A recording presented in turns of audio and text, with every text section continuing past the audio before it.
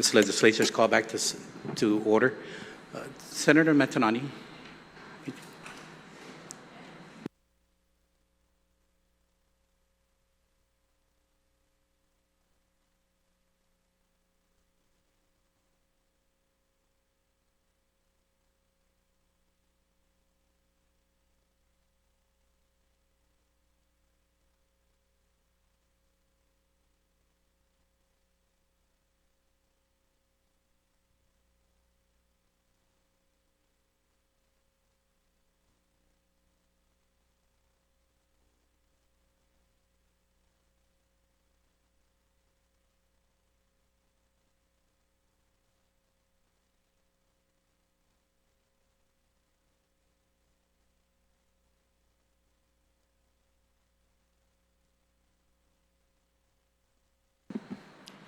We are now on Bill 137, authored by Vice Speaker Tony Atta.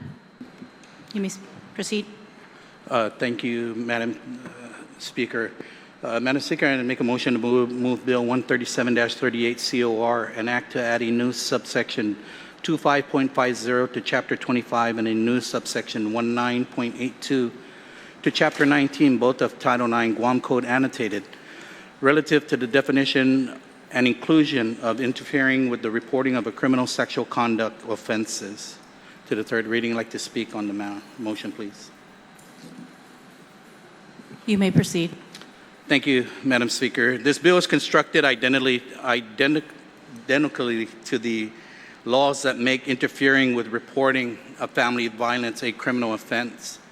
The law enacted by Public Law 33-202 enacts two distinct laws, one in the family violence law and the other in the assault law.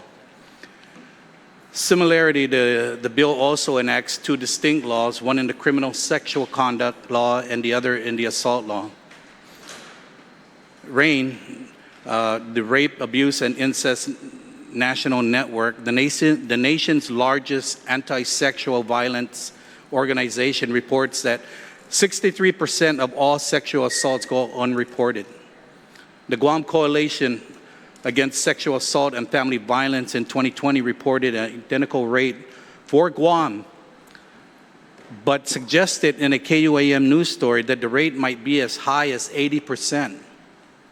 We can't have justice for victims of sex crimes unless these crimes are reported. Many victims are reluctant to report these crimes because of the shame or stigma that's associated with them. Many more, however, are coerced by their attackers or the relatives of their attackers to keep quiet. To this end, like family violence and child abuse, anyone who interferes with reporting a sexual assault commits a serious crime and should be brought to justice. This bill will make this offense a felony. And I ask my colleagues to please, let's support this bill and let's protect those that have been violated. And I ask you for your support. Thank you. On the motion to place Bill 137-38 COR into the third reading file, is there anyone who would wish to speak on this bill? Senator Gumatato, you are recognized.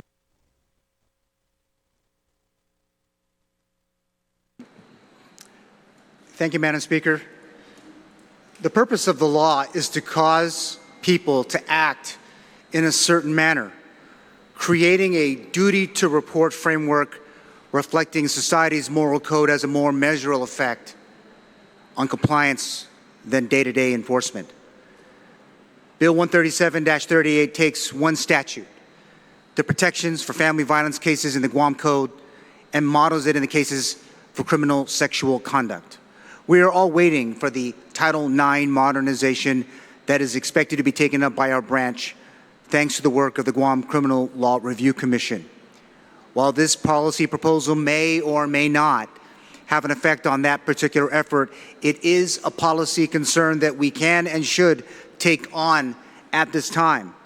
The testimony of the Judiciary of Guam noted, and I agree, as they said, quote, "In light of the legislature's continued support for the Commission, we respectfully encourage the body to consider the Commission's ongoing work when developing related legislation to prevent duplication and ensure a coordinated approach to reforming Guam's criminal code. Close quote. As we are here, I do not think the scores of agencies that we asked for their input ever got back to the committee.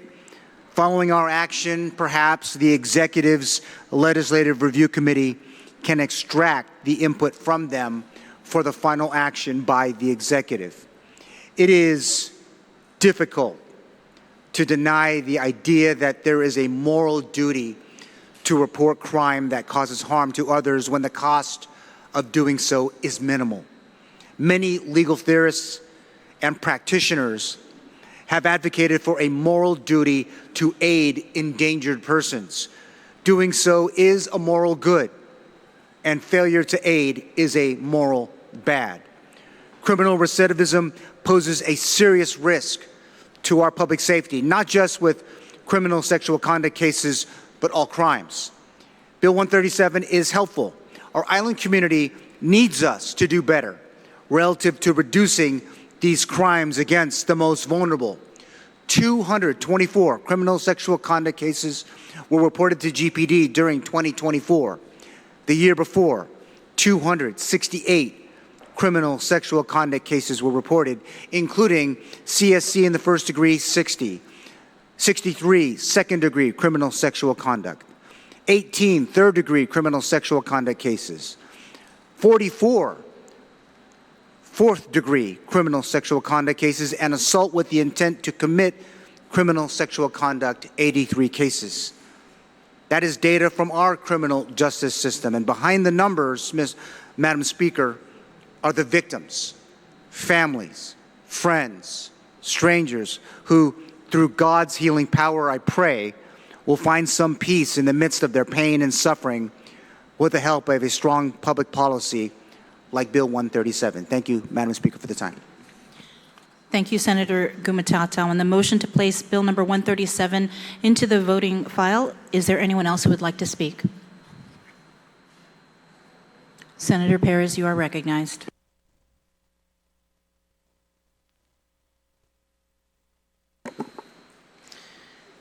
Thank you, Mrs. Speaker, Madam Speaker.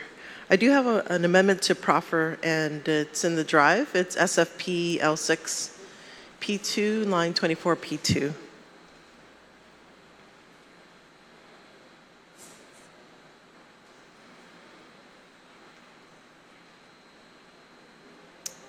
Okay, so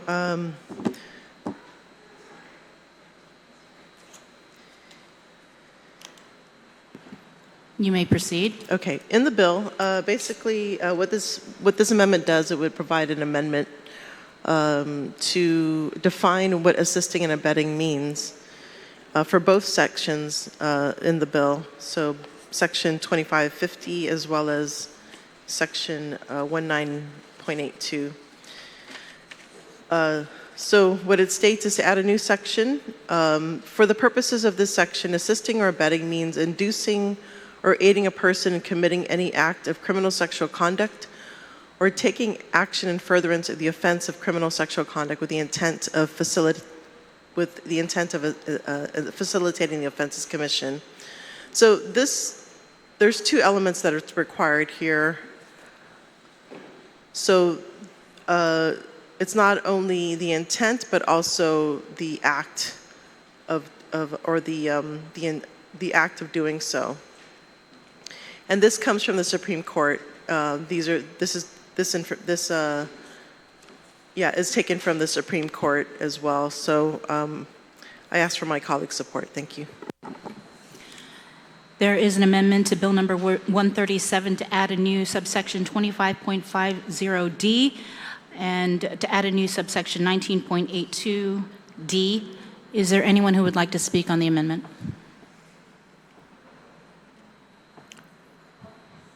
Senator San Augustine, you are recognized. Thank you, Madam Speaker. A simple question for the author of the amendment.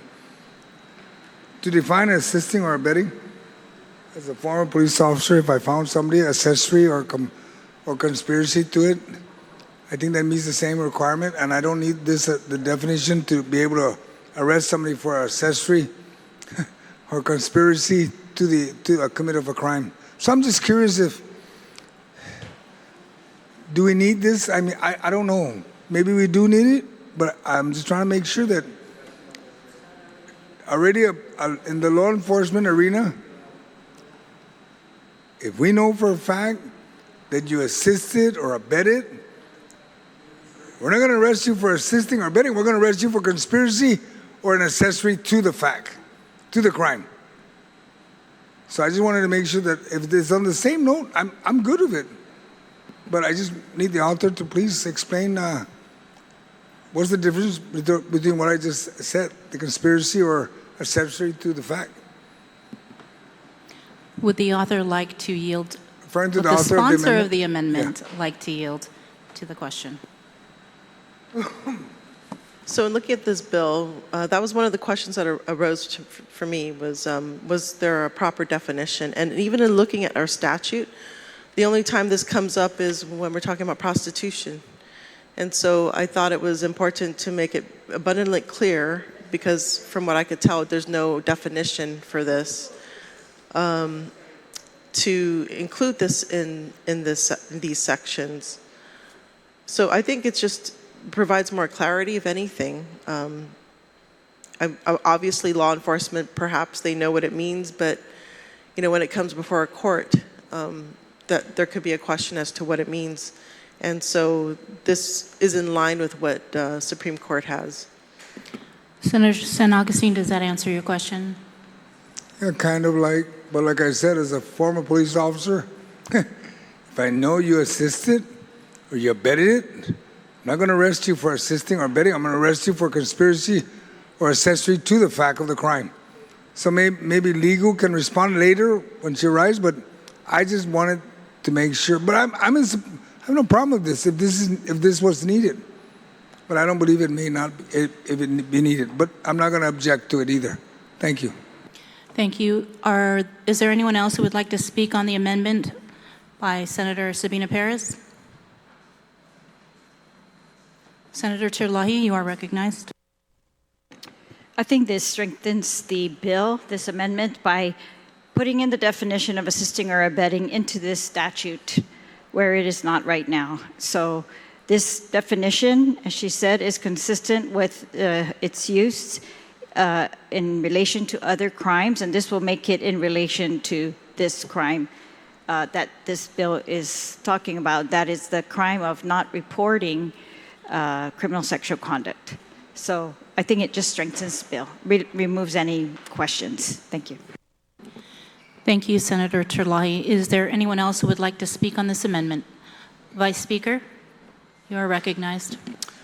Thank you, Madam Speaker. And perhaps, like my colleague had mentioned, to get the advice of legal counsel, because I believe that the courts use the rule of evidence and the criminal procedure code, and they don't define procedure in criminal statute. So if we can just take a 1-minute recess and get the opinion of the legal counsel. We will take a 1-minute recess.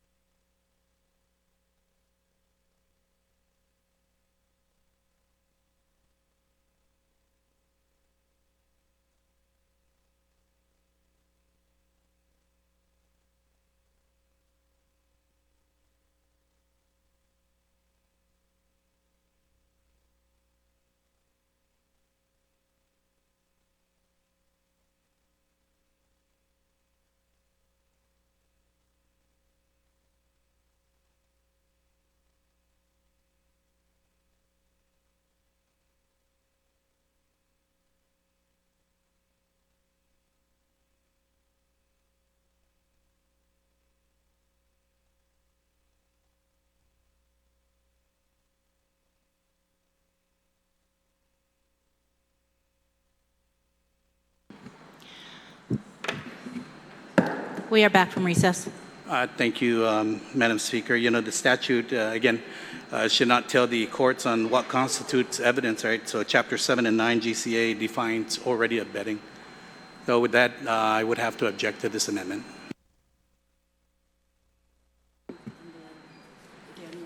Is there anyone else who would like to speak on the Perez amendment?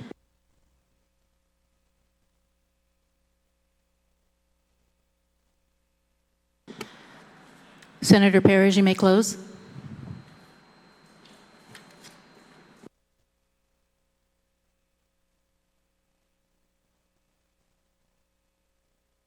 Can I just get one quick recess to, 1 minute recess. thanks.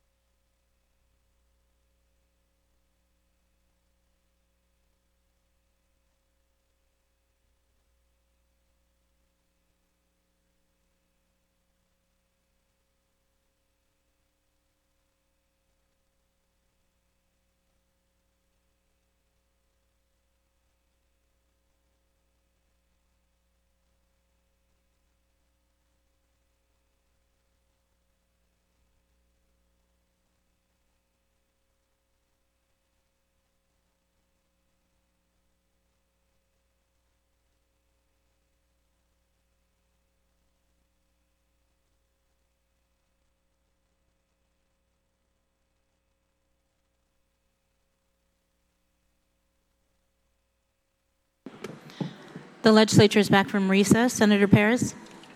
Yes, thank you, Madam Speaker, for that, the opportunity for the recess to get some clarification whether, what is defined in regards to aiding and abetting.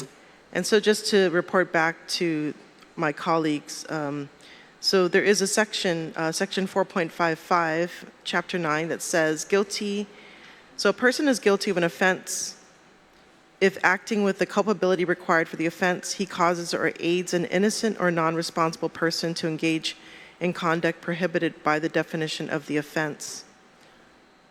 So that is one part. And then there's another section, guilt by complicity. A person is guilty of an offense if, with the intention of promoting or assisting in the commission of the offense, he induces or aids another person to commit the offense. So if the definition of the offense includes lesser offenses, the offense of which the person shall be guilty shall be determined according to his own culpable mental state, and to those aggravating, just pushed up.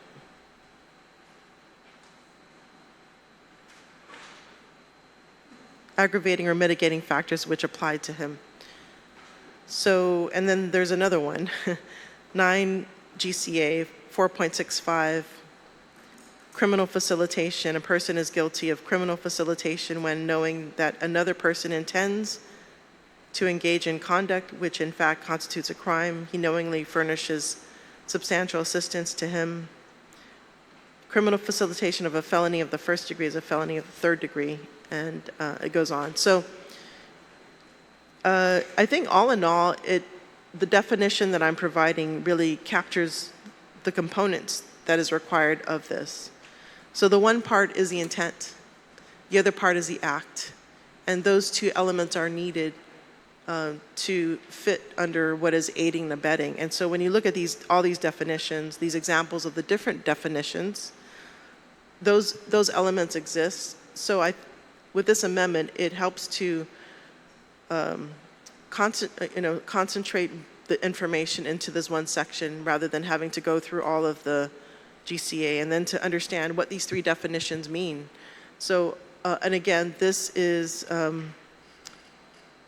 what the Supreme Court also agrees or has in their case law, that this is what aiding and abetting is. So I think really, I think the definition just adds more strength to what this new part of the law is.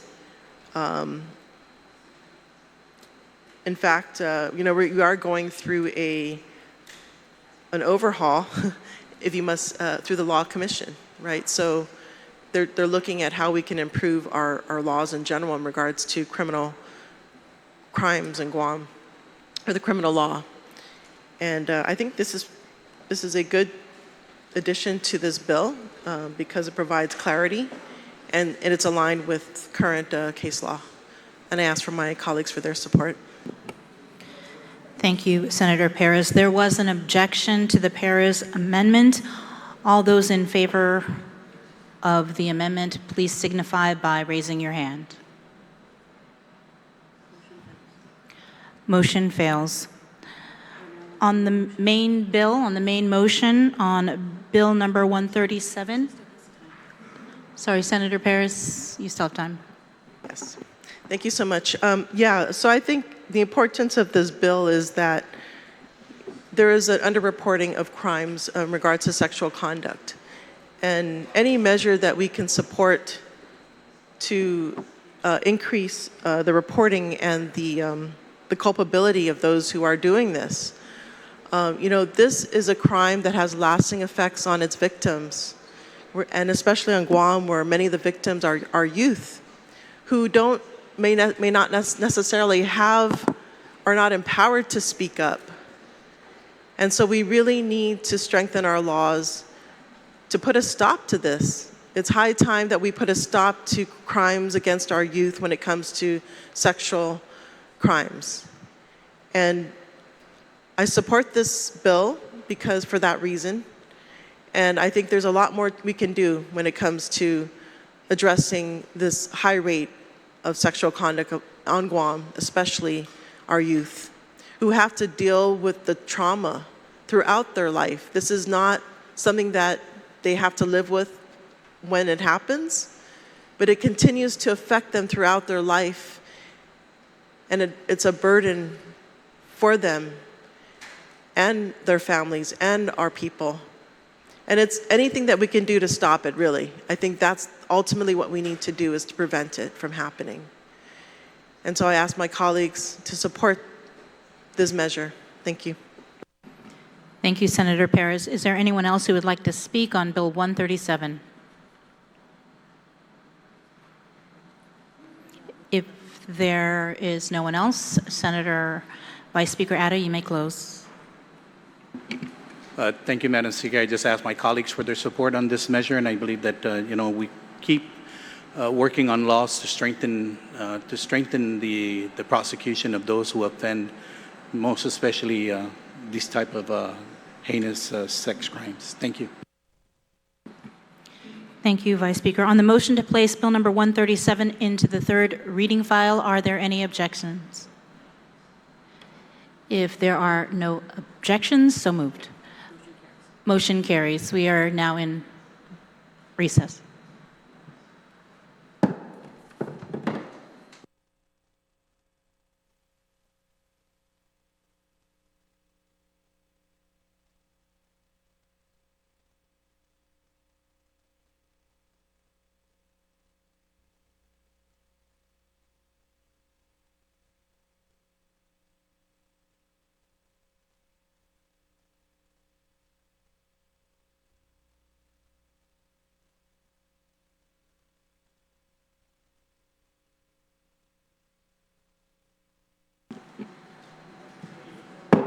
We're back from recess. We're on now Bill number 144-38 COR. Senator Matanani, you're recognized. Point of order, Mr. Speaker. This bill extends tax credit, and according to our standing rules, 6.04 D3, any bill that gives a tax benefit requires committee of the whole automatically. Take a 1-minute recess.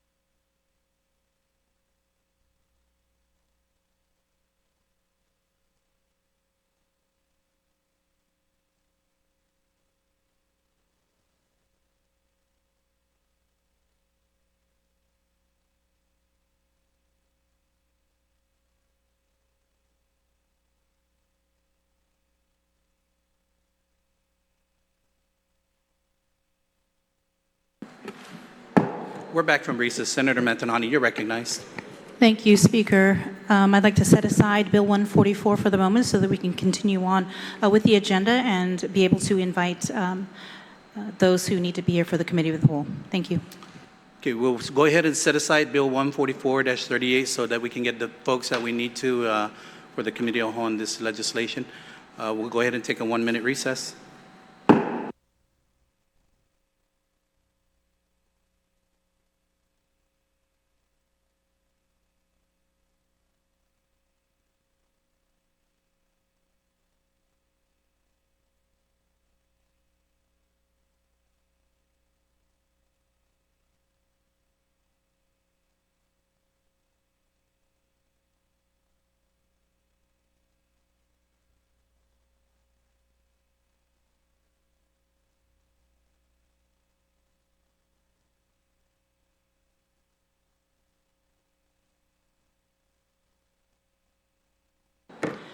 We are back from recess. We are now on Bill 146.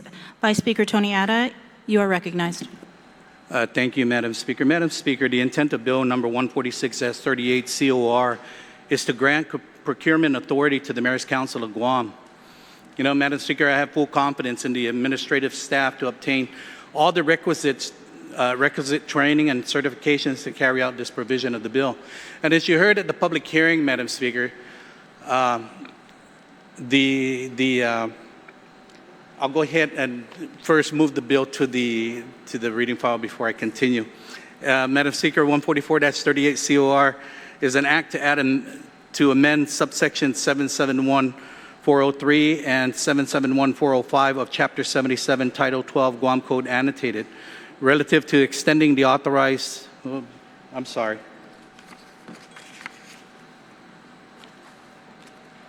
Bill 146. 146 is an act to adding, Bill 146-38 COR is an act to add a new 5117.3 to Chapter 5, Title 5, Guam Code Annotated, relative to granting the Executive Director of the Mayor's Council of Guam procurement authority for procurement goods and services that do not exceed the value of $500,000. To the third reading, I'd like to speak on the motion, Madam Speaker. You may proceed. Thank you, Madam Speaker. As I was saying earlier, before I make the motion to move the bill, that the intent of Bill 146-38 COR is to grant procurement authority to the Mayor's Council of Guam. And I have full confidence in the administrative staff to obtain all requisite training and certifications to carry out the provisions of this bill.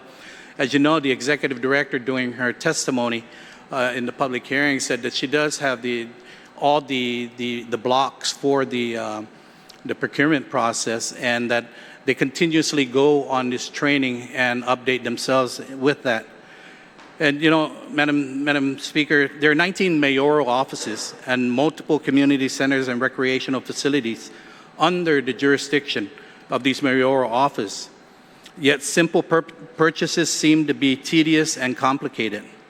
The GSA has a difficult job in administrating the procurement of goods and services for every agency of the government of Guam that is not delegated or granted procurement authority. I believe that in granting the Mayor's Council of Guam the procurement authority, along with the requisite that it complies with all laws, rules, regulations, and training mandates, much greater efficiency and cost savings will be achieved. This bill was reported out of committee as introduced mainly because it is consistent with other agencies that have statutory grants of procurement authority, where the agency must, 1, follow all procurement laws, 2, have staff trained according to the law, and 3, the person who is ultimately in charge of procurement is subject to the Financial Disclosure Act. You know, Madam Speaker, when you look at the amount of $500,000, it may seem like a lot, but when you divide that up to the 19 different municipalities within the island, that comes down to about $26,000 for each mayor. And that is really not much, and it allows them to do these procurements without going through the tedious process of going through GSA. So I'm asking my colleagues for their support on this measure, and I hope to get their votes. Thank you, Madam Speaker. On the motion to place Bill 146-38 COR into the third reading file, is there anyone who would like to speak on the bill? Senator Therese Terlahi, you are recognized.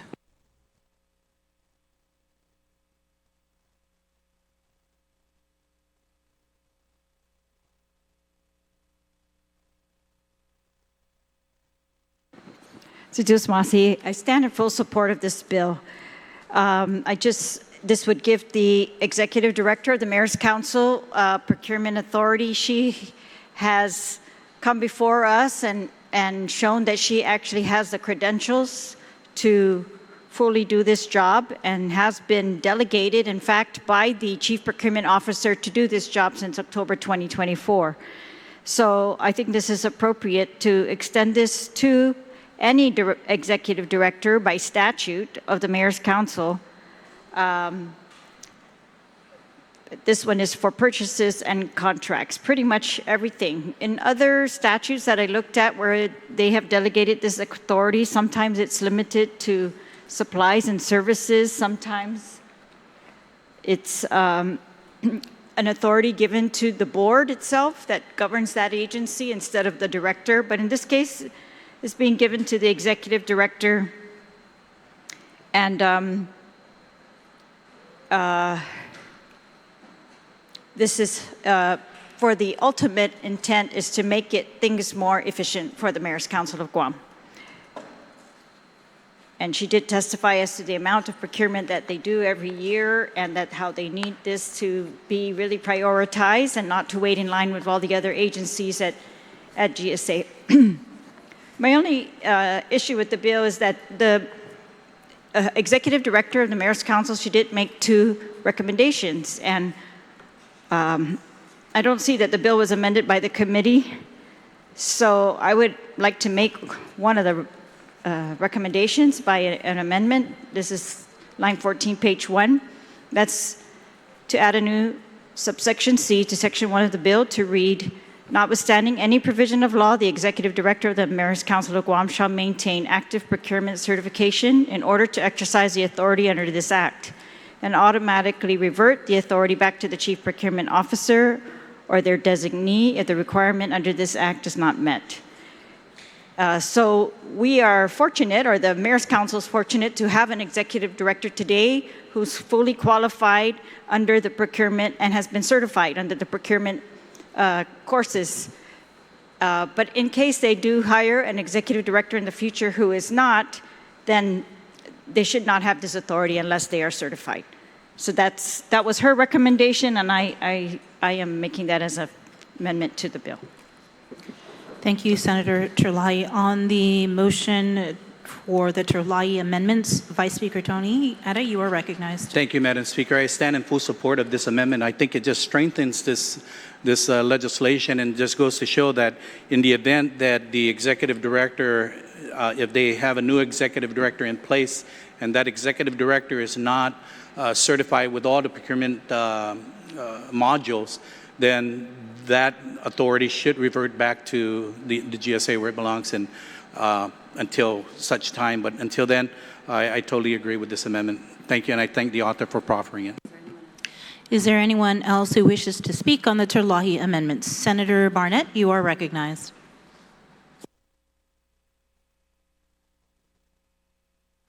Sujos Masi for the opportunity to rise in support of the amendment. As the proffer of the amendment absolutely correct in her testimony on the bill in the public hearing, the executive director, Ms. Georgina Arceo, said of the bill that it fully upholds the standard that requires all government employees involved in procurement to complete mandatory training.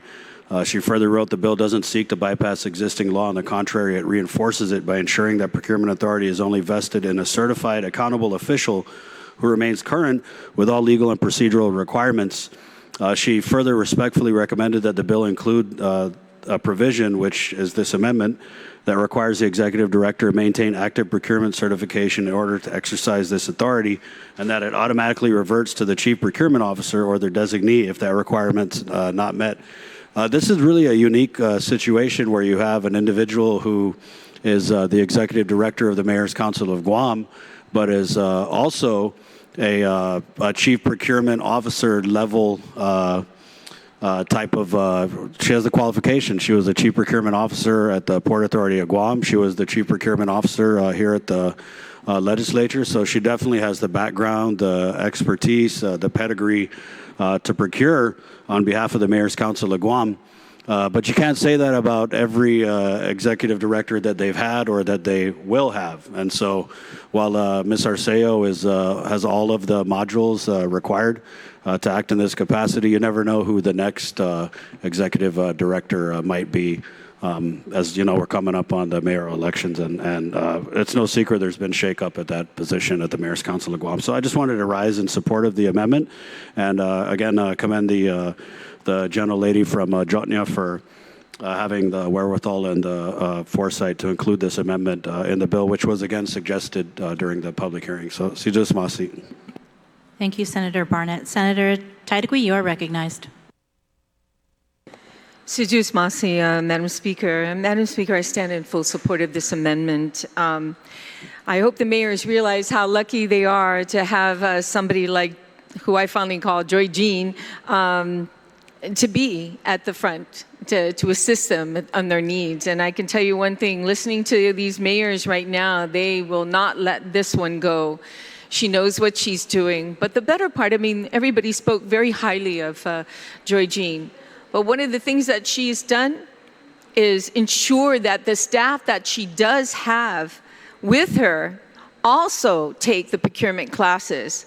I myself has taken the first course of the procurement one, and I'm hoping to do all the classes as soon as they open up at GCC.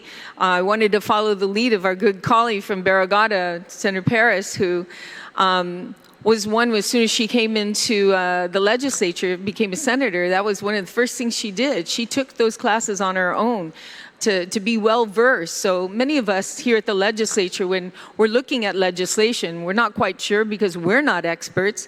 We tend to turn to the good senator from Barragata for her advice. Unfortunately, sometimes it falls on deaf ears when here's somebody who's actually taken the courses and understands the law, which is very complicated when it comes to procurement, that we should heed from what she has to say. And I think if it'd be holding upon all of us to take that course. Here we are creating legislation. I think that we need to understand that when we do these, when we vote on certain laws, we know what we're voting on and how it's going to affect not just today, but affect for tomorrow as well. So I appreciate not just her ability to do what she does and provide the assistance they need at the mayor's office, but also that she continues to teach those surrounding her and helping them learn the right way of procurement, so that there is no contest later on that delays the process. Thank you, Madam Speaker. On the Terlahi amendment, is there anyone else who wishes to speak? Senator Perez, you are recognized. Thank you, Madam Speaker. I rise in full support of this amendment, and I also want to commend the Executive Director, Joy Jean herself, for actually offering or recommending this change to the law. This is something that I was concerned about because we all know, at least most of us know, that Joy Jean is she's an excellent procurement professional, and she's always looking to improve procurement. And supporting her is very important, but more importantly, supporting the mayors too in this regard, because she realized how much of a hurdle procurement was, and she sees that there's opportunities to streamline it, and this is just one measure to do so. And also, she doesn't stop there, so she's not complacent. So I like the fact that she's looking for changes to streamline and to support the mayors and the community as a whole in receiving what they need to receive on a timely matter. So I thank the good sponsor of this amendment, and thank you. On the Terlahi amendment, is there anyone else who would like to provide input?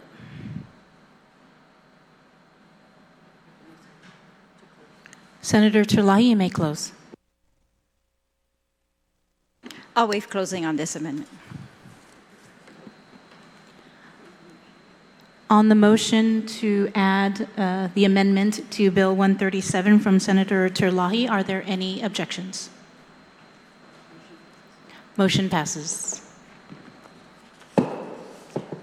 You still have the floor, Senator Terlahi. Sijasmasi colleagues, and again, there was one more recommendation made during this public hearing.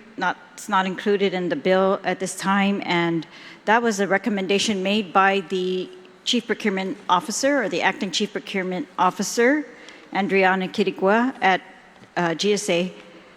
And that recommendation was that because the Mayor's Council of Guam still falls under the Central Accounting Agency for invoice payments, it is appropriate that its procurement activities shall remain subject to independent review and audits conducted by the Department of Administration's Internal Audit Office. And I didn't see that amendment passed out, so maybe I failed to submit it correctly. But if I could get leave of the body to just do that verbally, I can repeat that. And this again is that the recommendation by GSA to include one sentence that says that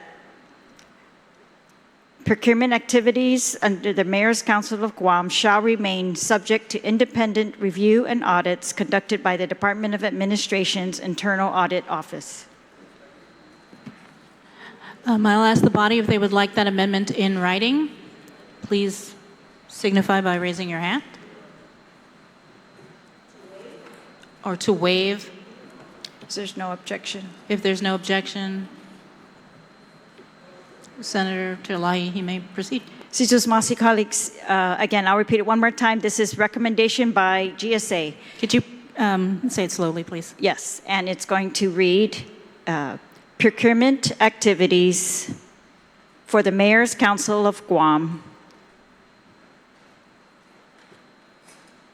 shall remain subject to independent review and audits conducted by the Department of Administration's Internal Audit Office.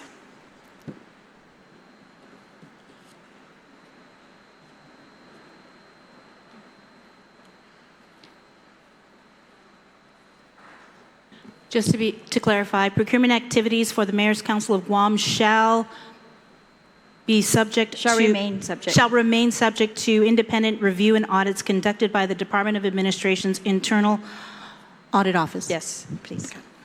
All right. If I can just add a few more words on, not onto the amendment, but in support of the amendment.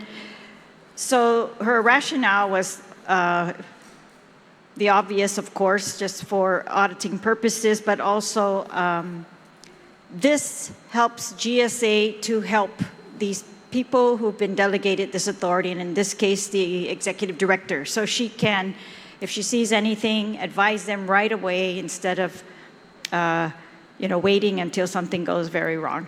And this way, too, between GSA and the Mayor's Council, we are still being very consistent in our procurement activities. It's transparent because it will be audited and subject to review, and this will only strengthen the integrity of this process. So I ask my colleagues for their support. On the Terlahi amendment, is there anyone who would like to comment?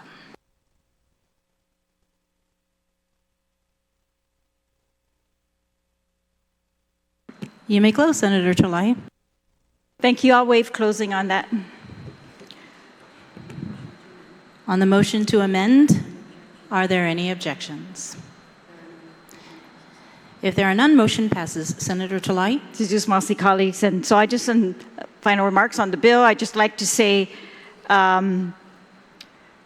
this mechanism that has been extended by GSA to the Mayor's Council currently and will be extended to the Mayor's Council permanently by this body through this bill, I think has the potential to allow quicker, more efficient, and proper procurement by the Mayor's Council. And of course, that will just multiply tremendously the mayor's ability to help the individuals in their villages. And as you can see through the emergency that we are having in GIGO, that quick action by the mayors. I saw the vice mayor on video the same day or next day delivering water to people who had been affected by the contamination in the wells. So again, this is to help this type of action that they can respond quickly to the needs of their villagers. And I thank my colleagues for their support of those amendments. Thank you. Thank you, Senator Terlahi. On the main motion now to move Bill number 146 to the third reading file, is there anyone who would like to speak? Senator Gumatautau.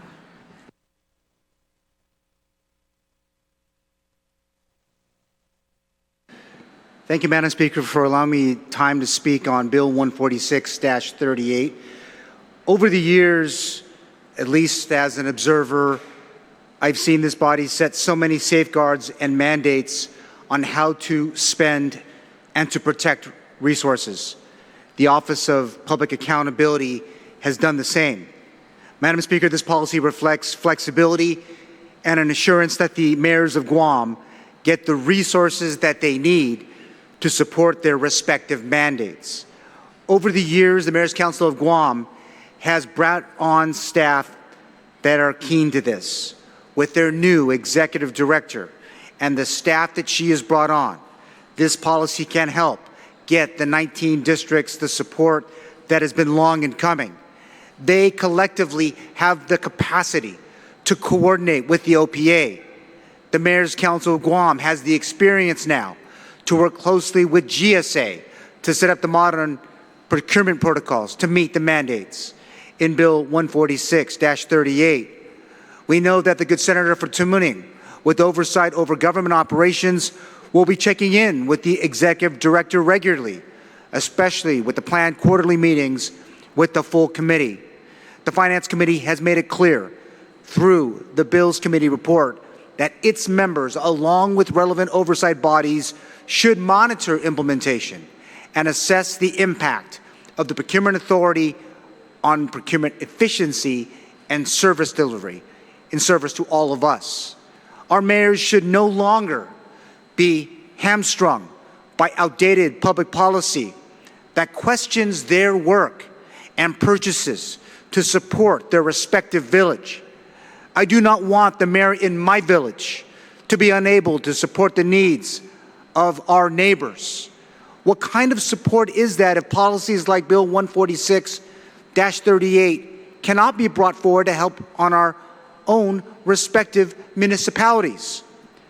The small dollar purchases help support village fiestas, like the recently wrapped up San Miguel Fiesta this past weekend in my village of Talafofo. Smaller dollar purchases help the villages in printing flyers for many other events happening in our respective districts year-round. Not everyone is on WhatsApp. Not everyone has a cell phone. The door-to-door effort in our villages is real. Finally, the lower dollar purchase authority can support the needs that the district has and that can come up from time to time, like a downed vehicle, downed grounds maintenance equipment, or an urgent need at a village mayor's office, community center, or a gym. Again, I support Bill 146-38 and ask to be added to be a co-sponsor to this measure. Thank you, Madam Speaker. Thank you, Senator Gumatautau. Senator Calvo. Thank you, Madam Speaker. I rise today in full support of Bill 146-38, which would grant the Executive Director of the Mayor's Council of Guam the authority to procure goods and services up to $500,000. Madam Speaker, this bill is more than a technical adjustment to procurement law. It is a long overdue recognition of who actually shows up for our people when it matters most. Our mayors are the front line. Our mayors are the infantry of the government, and they don't hide behind a desk or wait for reports to reach them. They are in the field, in the homes, in the streets, every single day, responding to real problems in real time. When a typhoon hits, it's the mayor's office that clears the road. When a funeral needs support or a school needs urgent help, it's the mayors who answers. And when our people feel forgotten by larger agencies, it's the mayors they call. So I ask, Madam Speaker, why are we making them wait? Why are we asking them to lead and then refusing to give them the tools to lead effectively? Procurement authority is not power. It's permission to serve. Bill 146-38 gives the Executive Director of Mayor's Council procurement authority. And that matters because right now, our mayors may have to fight through layers and layers of red tape for basic purchases. That directly impacts our villages, such as emergency generators, water tanks, building repairs, equipment to keep public spaces safe and functioning. And they're often told, wait for GSA, wait for DPW, wait for legal review. Meanwhile, the people are waiting too. This bill changes that. It says that we trust the executive director to manage procurement responsibly because we trust that the mayors to know what their communities need. Built-in accountability, balanced with urgency. This isn't a blank check. It's a structured, limited authority. The 500,000 cap ensures oversight is preserved, while giving the Mayor's Council the breathing room to act in urgency when needed. It also encourages better planning at the village level, faster deployment of resources, more responsive governance across all districts. And it signifies that this very legislature respects the operational role of our mayors, not just in name, but in law. Colleagues, the mayors and their teams are not asking for luxury. They're asking for efficiency. They're asking for ability to act, not to wait.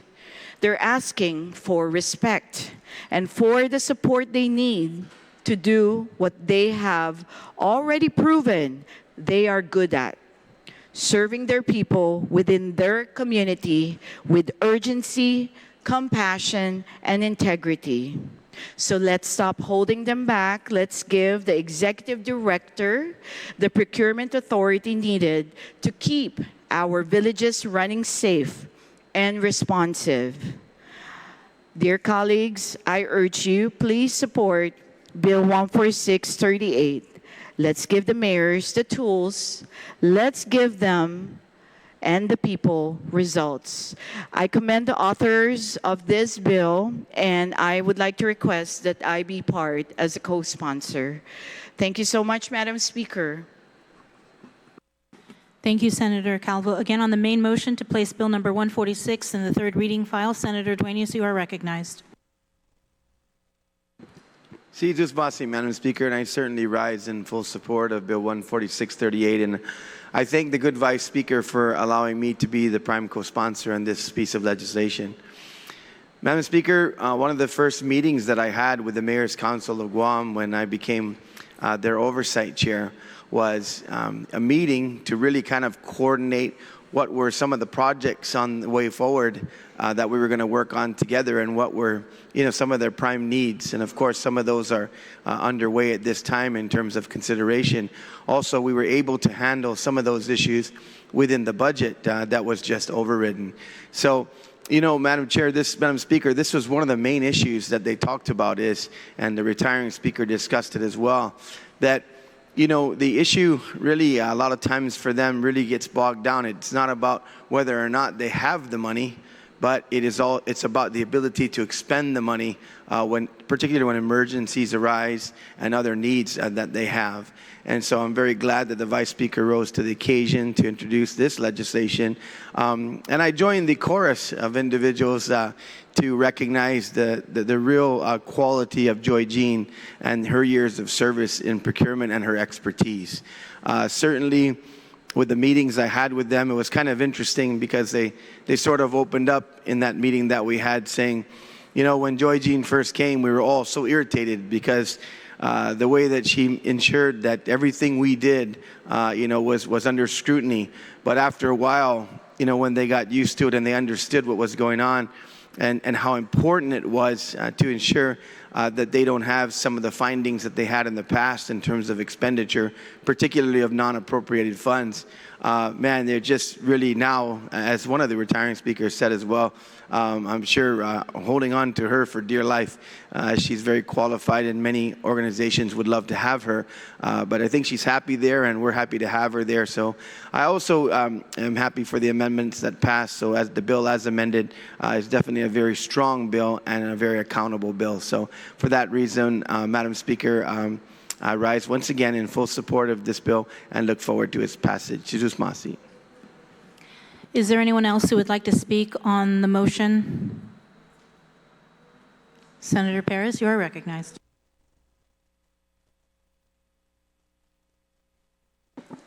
Yes, thank you, Madam Speaker. I do rise in support of this bill as amended. I'm glad that we have those safeguards in there because we know that there may be a new executive director, and we want to make sure that that individual has the procurement training, and as well as any kind of procurement that is done, that it is audited, and to ensure there's transparency and accountability. The one thing that I've always advocated for whenever we talk about procurement, whatever public hearing, what have you, is planned procurement and the value of that. And so this was brought up in the hearing as well in some of the discussion, is that they can consolidate some of these procurements so that they can get the better value. So 19 villages wanting the same item, imagine that the power of the group getting a lower amount because of the bulk purchasing. And I see that's the value of this bill. It allows a very adept executive director to do this very thing that we need to do for the whole of government. Each agency acts in its silos, and we need to, in order to get the best value, especially with inflation, we need to come to more of a planned procurement approach. And I think this bill promotes that approach. The other thing this bill does is that it's for goods and services, so this is not for construction. And so that's another thing that I think is also important. It's a reasonable bill, it's a reasonable ask, and it's not going above the threshold that's required of AG review. So it's very reasonable and it's very sensible, and we look forward to success in this process, and I appreciate all those who provided testimony and support on this. Thank you. Thank you, Senator Perez. On the motion to place Bill number 14638 into the third reading file, is there anyone else who would like to comment? Senator Atta, you may close.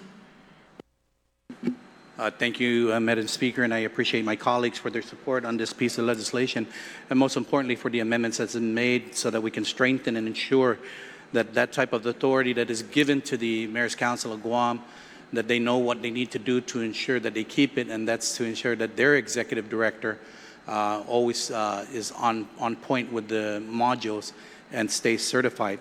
Madam Speaker, the only other amendment I'd like to make is to add all senators who are present co-sponsors for this piece of legislation. Are there any objections? Motion carries.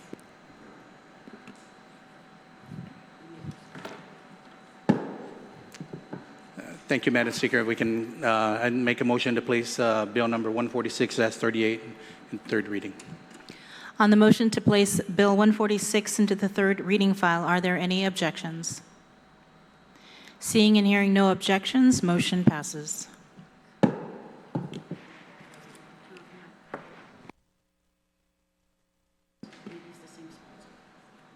We are now on Bill number 15838 COR. Vice Speaker Tony Atta, you are recognized.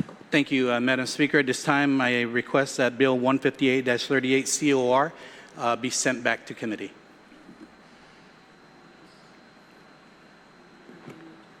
On the motion, are there any objections? Seeing and hearing no objections, motion carries. Thank you, Madam Speaker.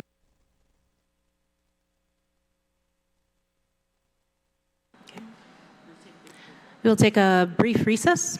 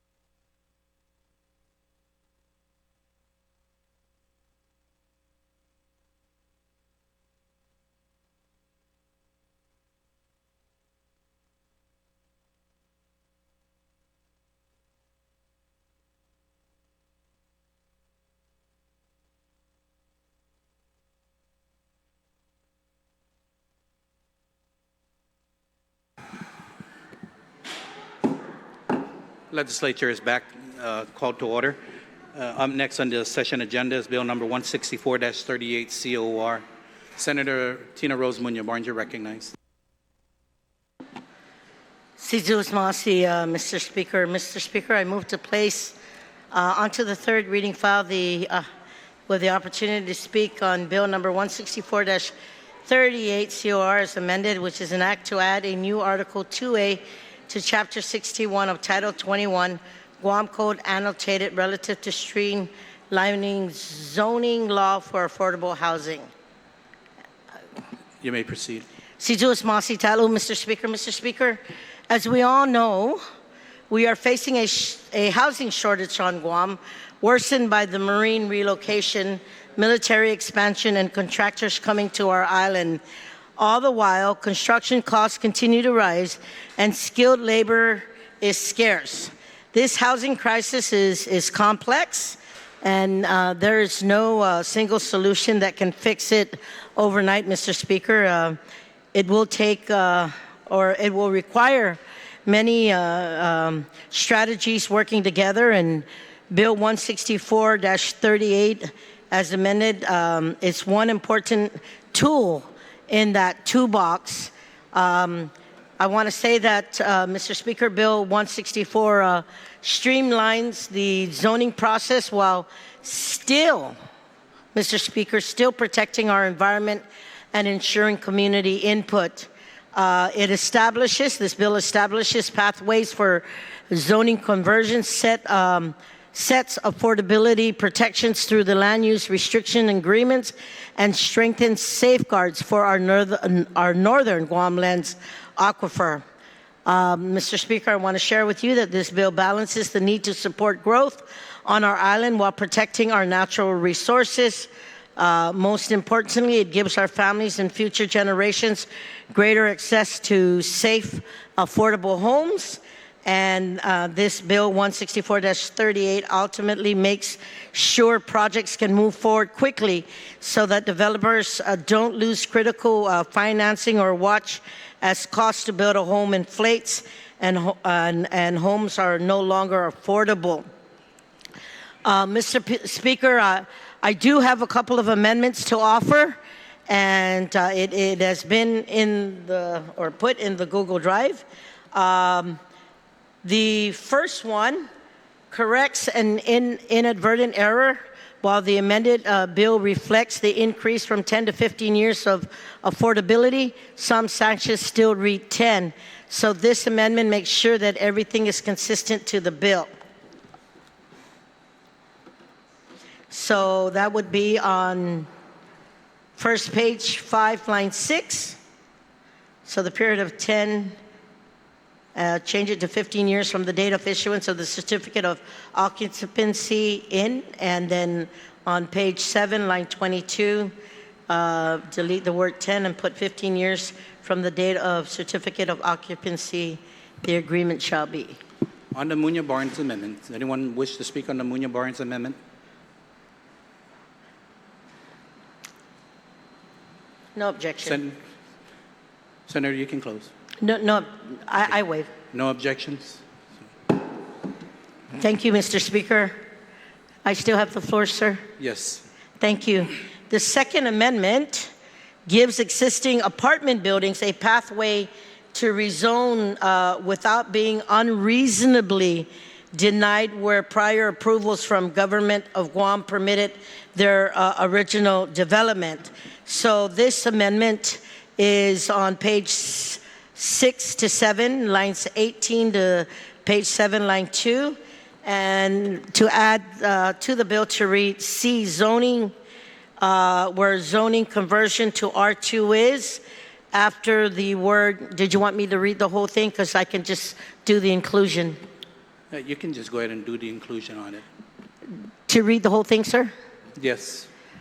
Zoning conversions to R2, zones defined as agriculture, A, agriculture, comma, R1, single-family residential, C, commercial, H, hotel, or planned unit development may be converted to R2, multifamily residential zoning provided the conversion complies with all applicable regulations and standards set forth for R2 zones, including but not limited to density, building height, setback requirements, and parking.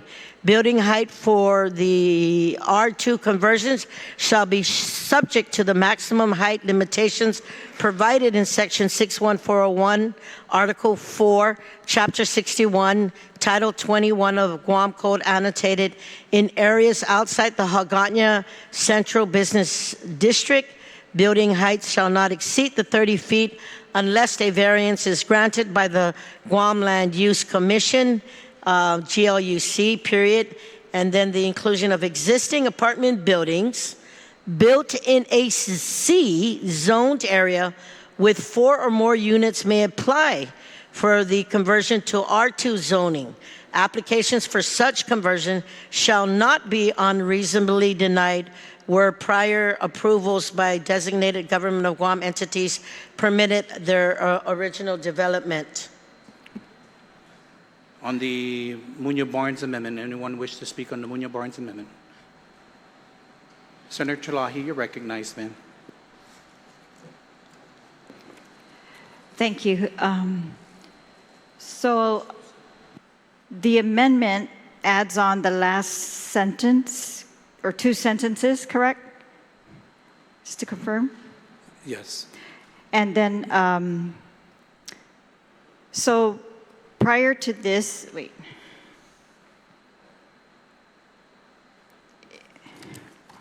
If the author would yield and explain, I tried to look it up, but just couldn't find it, why the need to convert to R2 as Would the author opposed to yield just to the applying question? for the program under its existing zone designation? Would the author yield to the question? Senator Barnes, Can she repeat the question again? please repeat the question. Yes, if you could explain, why is there a need to convert all of these properties to R2 to apply for this program? Is that a requirement of the program? Because I couldn't find that in the testimony. If you can give me a second, I can just confirm that I just need to look at my notes, Mr. Chair. Mr. 1 minute Speaker. recess.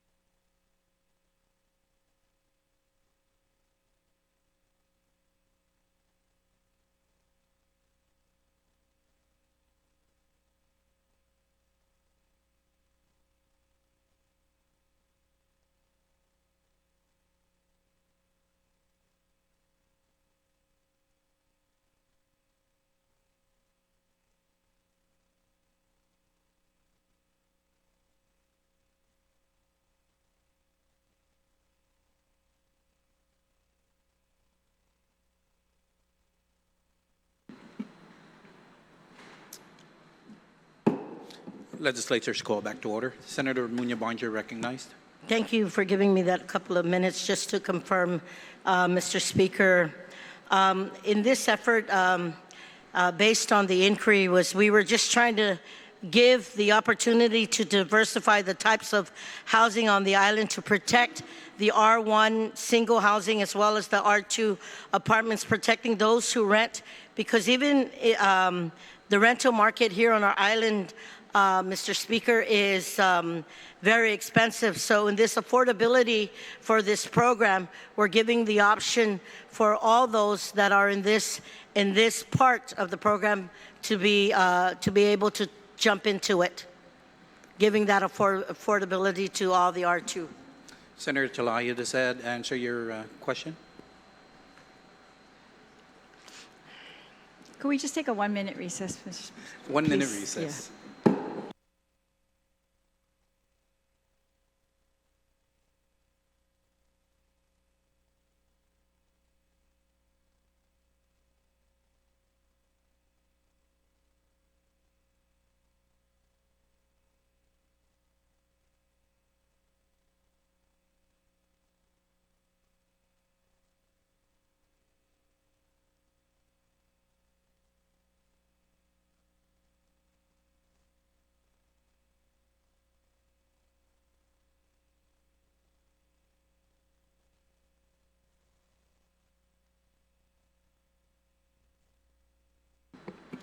Thank you.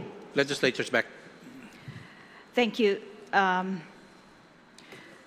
Okay, so I'm trying to figure it out, and I think the reason we're converting to R2 zones is so that they don't have to apply for a conditional use under these other zones, and they're automatically rezoned. This bill allows them to rezone before they've even planned out their development. So, and then it kind of streamlines the process, but the rezoning, again, they're going to have hearings without seeing the plan development. I don't necessarily object to that, but this amendment that's before us is allowing apartment buildings in C zones with 4 or more units also to apply.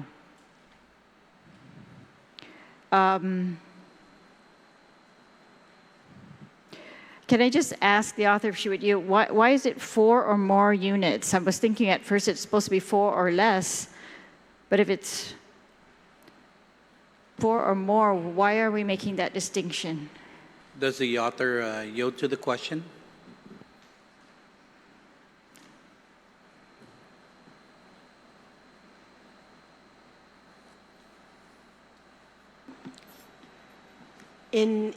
I'm going to try, Mr. Speaker, in the efforts of giving the local market the opportunity who already have complexes in that this effort of the apartments that are outside and the housing availability that's there, that this would be all inclusive. Senator Lai, does that answer your question, ma'am? Not really, because I think R2, I'm trying to find out the limits of it, if there are any, and I just can't tell from here why.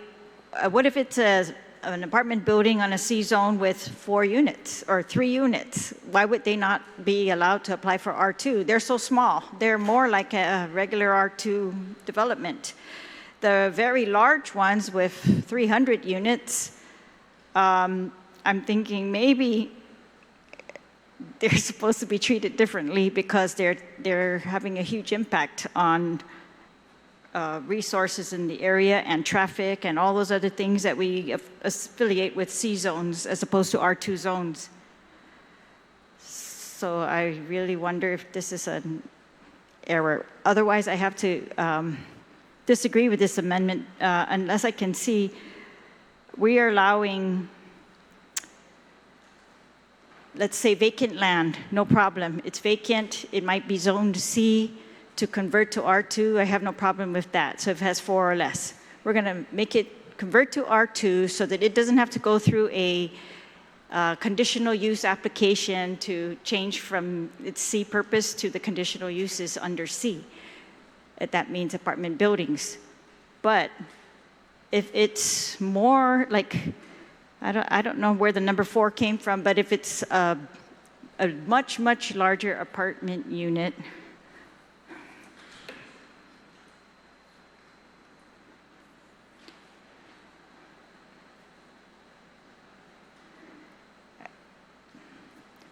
converting that, it's pretty much summarily to an R2. I don't know, I didn't see anything in the testimony to explain this. Like, why aren't there any concerns of where these are existing buildings? I don't know. Okay, I'm not sure. Otherwise, this provision C as it is, I had no issue with. But when we're going to say that if you were already approved for a huge apartment complex apartment building in a C zone, we have some of these that have multiple buildings of hundreds of units in C zones, then they must be converted to R2 by Guam Land Use Commission. Conversion shall not be unreasonably denied where prior approvals by designated government of Guam entities permitted their original development. But they were originally permitted under C. They were built with conditions because of the impacts of those very large units.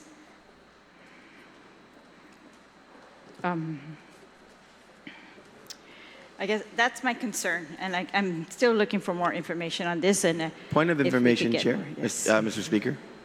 Point of information. Yeah, I wanted to provide this point of information as I'm reading this. Maybe this might help the current mover. That C zone is a higher zone than R2. And so generally, when you go from lower to higher, that's where the difficulty exists.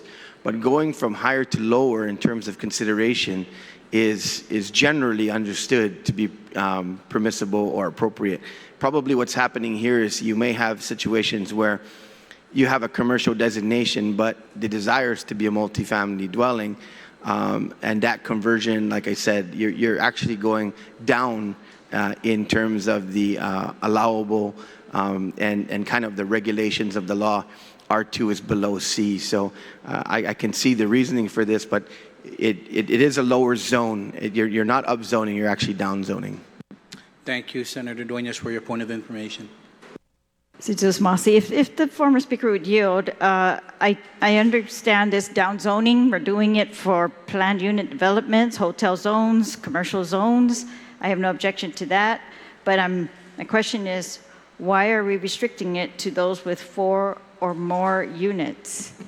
Yeah. Senator Duenas, the question was directed back to you. Do you yield? Yeah, I would imagine, I'm just speculating here, but I would imagine what it comes down to is 4 or more basically would be 4 sets the basement, because below that would be a duplex. So if you had a duplex, generally you're probably going to have something that's a 4 unit will probably still be attached, but duplex would be a very simplification of what a multifamily dwelling was. When you take 4 or more, you're going up from an apartment complex. These are common in Tamuning and other areas like that of density.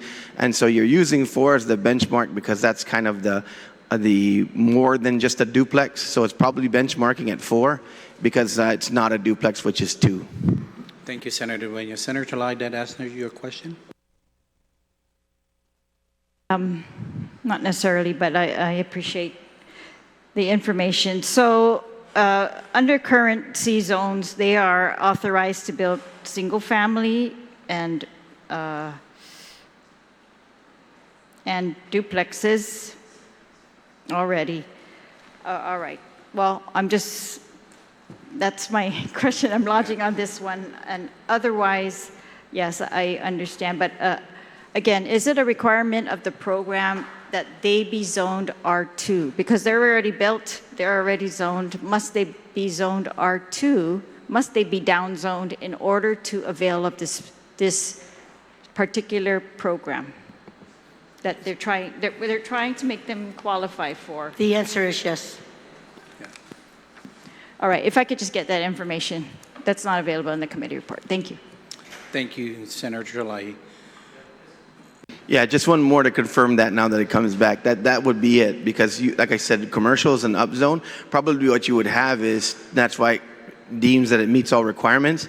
What you would have is they'd come in and they'd outfit it to make sure that all, whatever restroom requirements, sewage, whatever, generally commercial will have that anyways, but it would basically make it so that what you're doing is you're upzoning now within a commercial, making it multifamily, and that's why it goes 4 or more, because the duplexes are already permitted, but you're still working within an upzone, but you're using a multifamily in an upzone. A commercial building can be reconfigured to now become, a multifamily dwelling if that's so desired or the law permits now. Thank you, And if Senator I Dwayne. may add, Mr. Speaker, could I add? Yes. Thank you, Mr. Speaker. And I think also that based on this reasoning was that they would still have to qualify as low housing after they meet the restrictions. Thank you, Senator Barnes. Anyone else on the Munoz-Barnes amendment? No one else. Senator Taitigui? Thank you, Mr. Speaker. Just listening to the conversation and try and wrap my head around this when it comes to zoning. And then understanding that, yeah, C zone is like a higher grade. I mean, that's a commercial zone. It's harder to, I think it's, well, basically when you're in the planning stage, before you even get zoned, there's areas that are considered commercial areas. And then there are ones that are, urban areas with homes and apartments, living dwellings.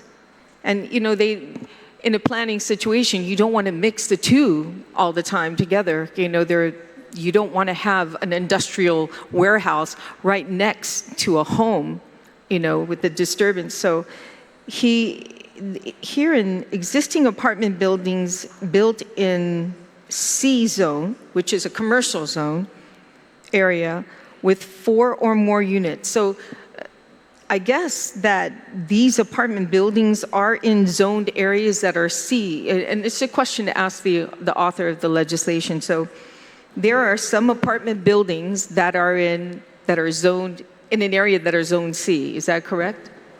Okay, she did not. Well, Mr. Speaker, I know I'm supposed to vie it through you, so Sorry, Mr. Speaker, yeah. may I ask? Okay. Thank you. Okay. So if they are trying to, or more units, so they're apartment buildings basically, because anything that was said earlier, it's true, there are apartment buildings. Or even condos, because I know some areas in Tumuning, they have 4 units in one building and they're considered condos or townhomes. May apply for conversion to R2 zoning. So by going from, so my question is, going from C to R2, is that is a downgrade, but the area is still considered a C area. So that's my question to the author. Yes, but if they would get this designation to an R2, it would go down to residential. They would still have to qualify in order to move forward with the affordable housing program. Does that answer your question? Yes, I understand. Okay, with respect to that, but you're now with all these lifting these barriers of putting these homes up as fast tracking it. I don't want to see sprouted throughout the island certain zonings that are not conducive to people living in areas where there's warehouses or commercial going on. I mean, you got children who are playing in the yard, and there's a reason for a municipal planning council. There is a reason for the Guam Land Use Commission to be able to zone these areas. So I guess in a commercial area, it is commercial, and you're now putting these apartment buildings in there. I think I think the concern I have is that, you look at Harmon Industrial Park. I've seen in Harmon Industrial Park some apartments, right in that area too.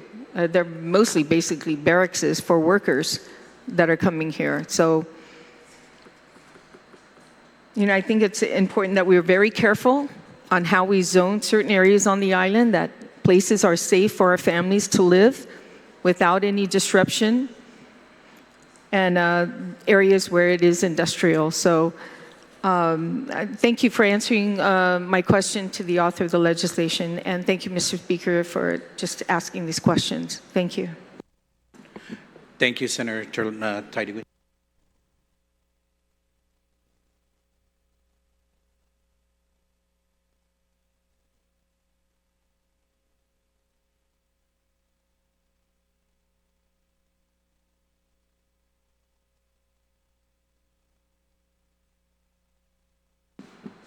Anyone else on the Munoz Barnes amendment? Senator Barnett, you're recognized.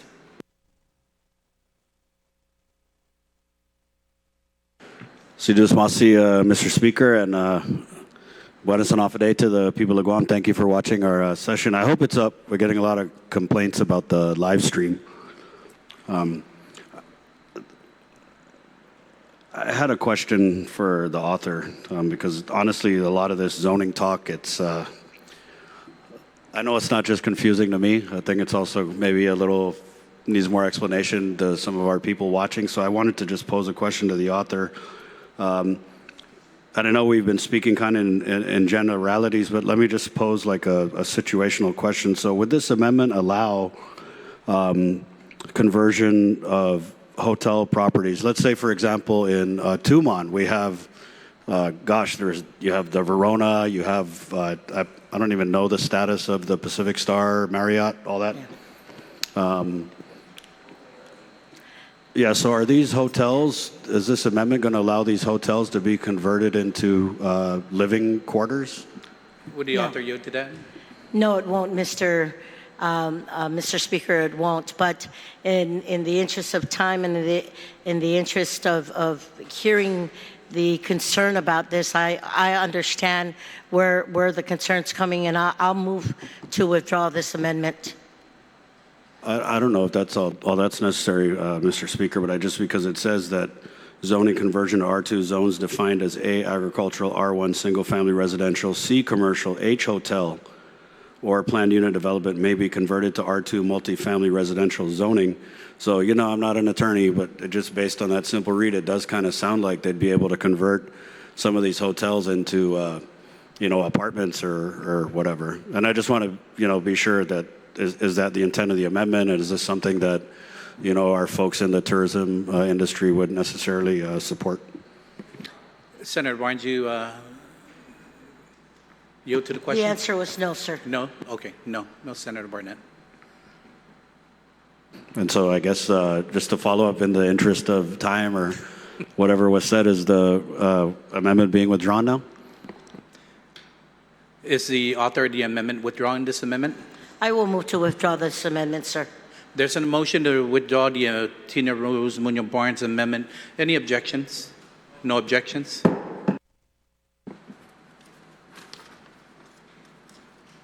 Mr. Speaker. Thank you. On the main motion, anyone else wish to speak on it?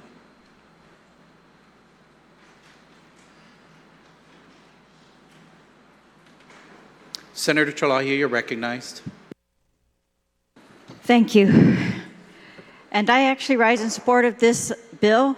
I can see what it's trying to do, that we're trying to just bypass really them going through a conditional use application as opposed to a rezoning application, because we're making in this bill the rezoning to R2 like a fast track process. And that's supposed to be if the properties are going to be subject to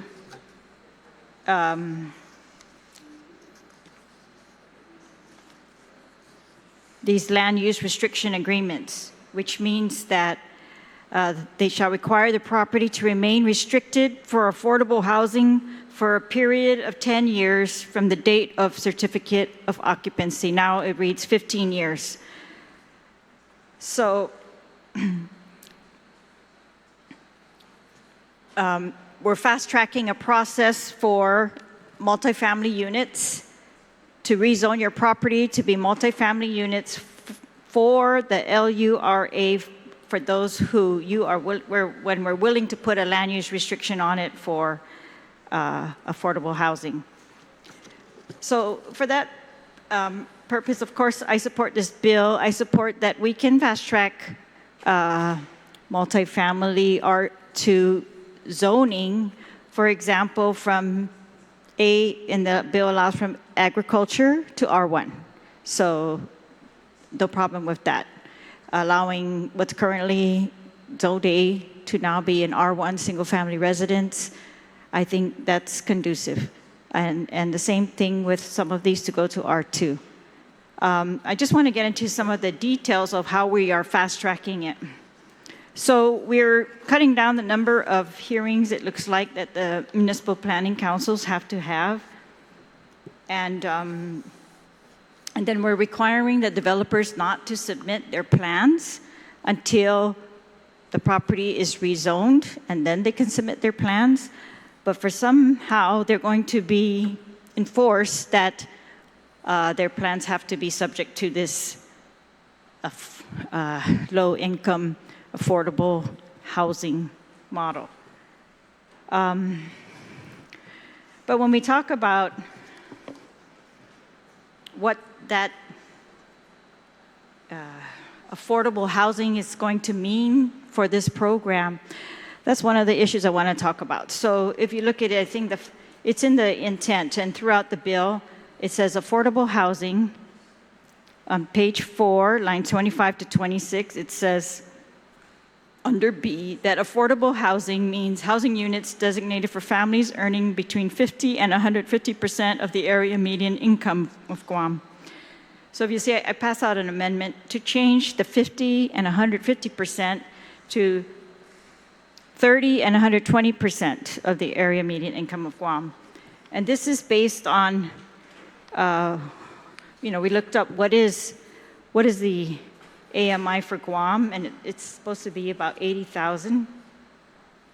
And so if we are using the data from HUD, the median family income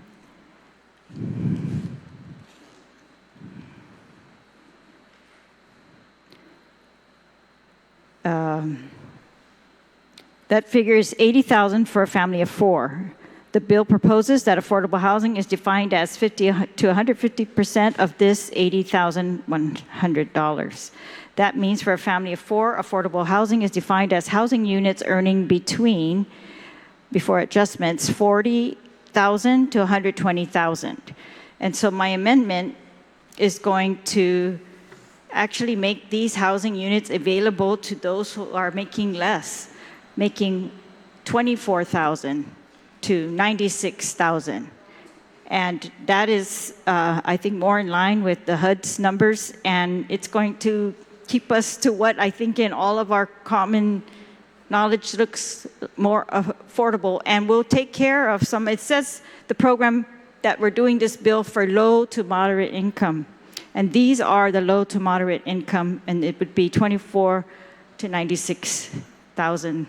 So this is consistent, I think, with HUD's definition.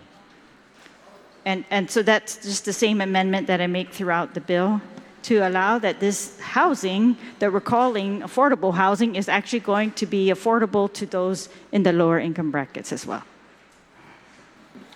On the Chalahi amendment, Senator Barnes, you're recognized. Thank you very much, Mr. Speaker. And as I respect the intent of the retiring speaker from Jonia for bringing this amendment in, I want to share that the earned area median income at 30 to 120% is gearing already to the low income. That program already exists today. What we were trying to do with the intent of the bill to be at 50% to 150% was to work with the missing middle. We already have the program for the low to moderate, but we need the missing middle.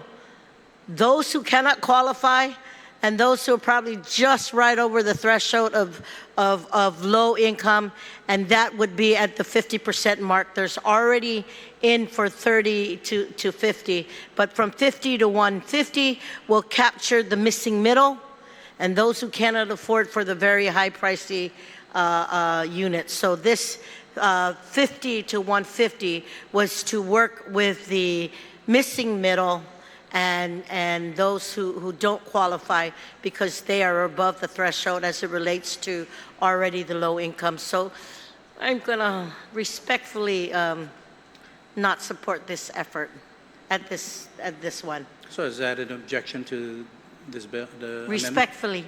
Thank you. Any other colleagues on the Terlaje amendment? Senator Taidigui, you're recognized.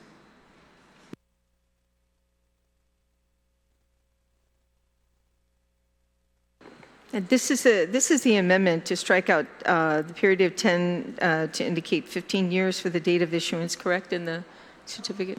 No, we're on the No? Terlaje amendment. AB 164 TMT.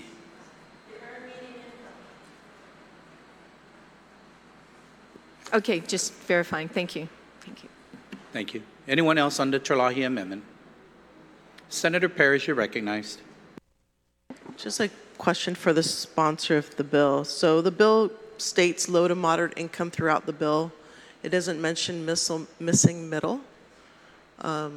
So does that mean the bill needs to be changed to include missing middle? Does the author yield to the question? Are you asking the author of the main motion? Senator Barnes, would you like to answer that question? Senator Parrish, can you repeat the question, please? Yeah, the question is, it's not, if the intent is, so I guess the response of the sponsor was that this bill is now intended for the missing middle, but throughout the bill it states low to moderate income, it talks about LURA. So now is there a conflict in the bill because? No, there's not. So I'll allow the response. So the efforts of why we were working 50 to 150, Mr. Speaker, was to work that missing middle. Guam and places like Guam and Hawaii have a higher structure as it relates to the cost of living in the area, and based on that, the 50% to the 150% earned median income was to capture all that in this provision. So I hope that with that explanation, knowing that here and in places like Hawaii, we have a higher threshold, a higher cost of living, higher everything, expenses, and this is why this provision was inserted. Thank you, Senator Barnes. Senator Parrish, you recognize. Does that answer your question? Just a follow-up question. So these are points of inquiry, by the way. It's not my speaking time, just for clarity. So yeah, so maybe if the author, this is my speaking time. Sorry, I should probably, but I guess my question is, can she clarify LURA? So LURA, the idea is that these are for LURA, I guess, compliant homes, and does LURA include missing middle, or what is it? What is the language in that? I just want to make sure that this bill is actually cohesive enough, because otherwise it looks like we're addressing a different thing at this point. So yeah, if she can clarify, because that's I guess raising questions for me about the bill now. Senator Barnes, you yield to the question? Definitely try, Mr. Speaker. Mr. Speaker, LURA is a land use restriction agreement. It is a legally binding contract that limits how a piece of land or property can be used. These agreements are usually recorded with the property deed so that the restrictions run with the land, meaning they apply not just to the current owner, but to future owners. And they often are used in the context such as affordable housing, environmental protection, zoning and development conditions, private agreements, and the key features of LURA are the duration, the binding, the enforceable, the enforceability, and the purpose, which ensures that land use aligns with policy goals, affordable housing, conservation, neighborhood integrity. Senator Perez, does that Hope answer that your helps. question? Yeah, thank you to the sponsor. So just if she can also confirm that, what does the HUD say? Or what is the specific, I mean, in the bill it states 50 to 150%. Is that verbatim from federal law? That's working closely with FHA's regulations and capturing that missing middle. And opportunities like successes that we've seen, Mr. Speaker, if we look in our community today, I've had the privilege of working with some of my colleagues here when we did LATA. And if you know that housing availability up there with the LATA for the senior homes, there were several hundred homes that were built, and that was using this kind of working with this format. Thank you, Senator Bryan. Senator Perez, does that answer your question, ma'am? Yeah, I guess I'm a little bit, of course the missing middle is something that we need to address, but if LURA does allow for this, then I say let's agree with this. I mean, I think this is a good amendment because housing instability is one of the problems that we are facing, which leads to a lot of socioeconomic problems, you know, from suicides to, you know, sexual crimes as well. So we really need to, I think just because you didn't, you know, I feel that we're discriminating in a way. We're cutting off opportunities for housing for those that most need it, just by decreasing it to, you know, 24,000. And we know, you know, where many families may not be making that much, and 24,000, being able to qualify for this means so much more than being left out. And, you know, if we're talking a drop from 40 to 24,000, I think there's a broad range of families that make that much. And so I think it's important that we don't leave our people out, especially that in that range. And we're also basing it on our local median income. So I do support this amendment because, you know, if we can help more families, I think, you know, as the CDBG-DR grant is, you know, about to be utilized, we don't want to leave anybody out, especially those especially in need. So I do rise in support. Thank you, Senator Perez. Senator Taidui, you're recognized. Thank you, Mr. Speaker. And I too rise in support, but I would like to make an amendment to the amendment. And I'd like to go from, to cross out 120 and put 150. So it goes from a ratio of 30% to 150. And it broadens it, and it allows more opportunity for individuals. And I'd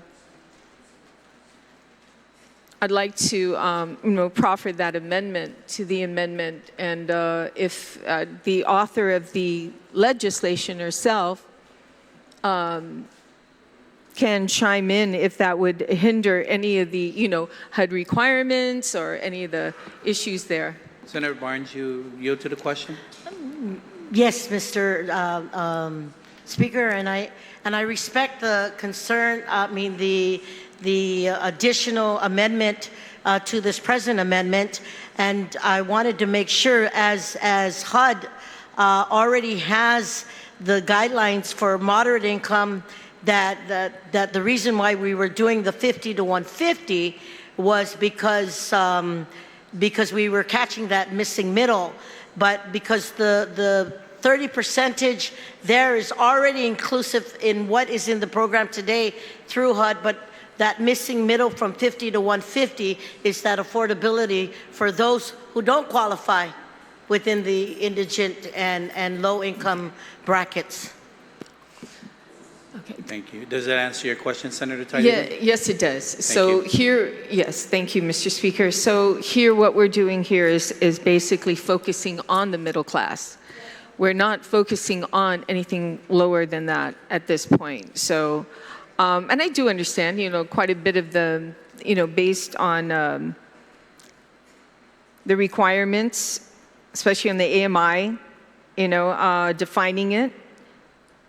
So if there is already a scale, a rate to go through, but then my question would be to the author of the legislation, why are we only focusing on the middle class? Why can't we focus on those below middle class and incorporate this to make the AMI, to allow that number to allow a lower class or Senator Barnes, you yield to the Thank question. you, Mr. Speaker. Yes, I will. Again, the reason for that was because the program already exists through HUD for the low income. For low income, it's already there. But there's nothing for the missing middle, like Okay. the people in middle class. So lower income, yeah, this. Okay, so, well, the intention here, I think, is for, if I could ask the author of the amendment to also chime in on this. The author of the amendment yields. Yes, I would like to yield to that question. So I have a graph here from HUD for Guam that talks about Guam's income. And throughout the bill, it talks about low to moderate income. We're not creating a program, we're creating a fast track process to rezone to R2 for low to moderate income households according to this bill. But if we're going to change that to actually go to 100, or to make it up to 150,000, according to this information from HUD, middle income ends at 120%.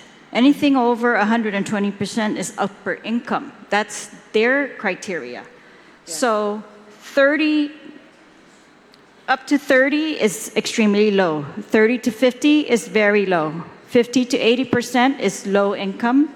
80 to 100% is middle income. That's 80 to 100%. So that's why by my amendment, I was trying to include 30, which would be very low income, to the middle income, which ends at 120. And again, HUD says anything over 120% is upper income market rate. And that's why, yeah, I think if we're going, we didn't make this kind of R2 fast track process for low income developers. We only made it for, we're only making it now. This is the first time. So this should cover low to moderate. And in one part of the bill, it talks about we're going to have mixed units of low to moderate. And that's what you've heard Gura talking about in the CDBG. They want to have these mixed units. Well, mixed means low to moderate. And so I say we should include the low here, and we should end it at the moderate, and no need to go to the above moderate. Does that answer your question, Senator Tideway? Yes, very much. It puts a you. bigger perspective on what we're trying to do, what the bill is trying to do, and the focus on, fast tracking these zonings. That's the purpose. And then finding the right, low to middle income families and identifying that. I mean, it's been identified in there. So, Mr. Speaker, if you can give us 1 minute so that we can find that range that we want to assist, and definitely it should include the low to middle income. So if you give us 1 minute, I can find 1 minute that. Okay, recess.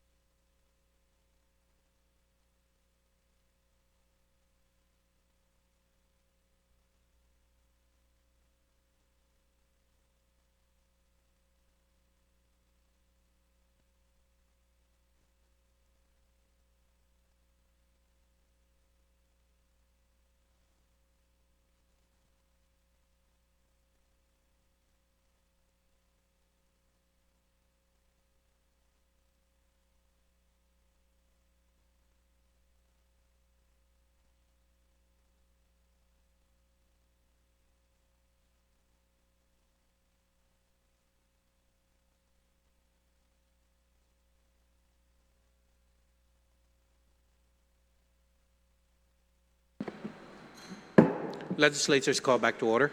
Thank you, Mr. Speaker, and thank you for that short-minute recess, trying to come to some type of compromise. But unfortunately, there wasn't. I mean, it's this way or the highway, on the original 50 to 150, and it just doesn't sound like what we're trying to do is help our people on Guam with housing, and especially those who can't afford it, to go further down to 30% of those people that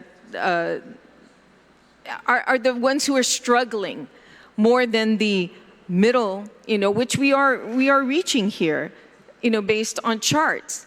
But I think we have another colleague who's going to try and explain that clearer, and maybe there we can have some kind of compromise. But I'm just going to withdraw, my amendment, because it's not enough to get on here, and it's unfortunate that we tend to forget those who are in most need. And I'm just very disappointed. But I stand in full support of this amendment. It follows the chart that is about to be explained from another colleague. So thank you, Mr. Speaker. Thank you, Senator Teidigui. There's a motion to withdraw the amendment to the amendment. Any objections? No objections? So ordered. On the Trelawney Amendment, anyone else wish to speak? Senator Barnett, you're recognized, sir.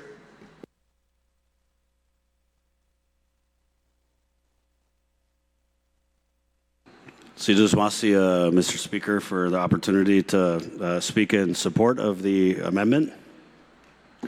As I'm not looking at this HUD chart, because I know that the author of the bill had kind of discussed the range of the AMI range, the adjusted median income range of 50 to 150%, and something was said that, oh, you're factoring in the cost of living in Hawaii and Guam, but there's actually a HUD chart that was referenced by the good gentlelady from Jotnia that is specific to Guam, that I'm assuming factors in, our cost of living and whatnot. And so the bill, as written currently, defines affordable housing as housing units designated for families earning between 50 to and 150% of the area and median income of Guam. And so the dollar figures, which again were said earlier on the record, and I kind of just want to reiterate that. So that's a range of $40,050 to $120,000 per year. And if you look at the HUD chart, it actually says that anything over 120% of the adjusted median income is upper income. Mr. Speaker.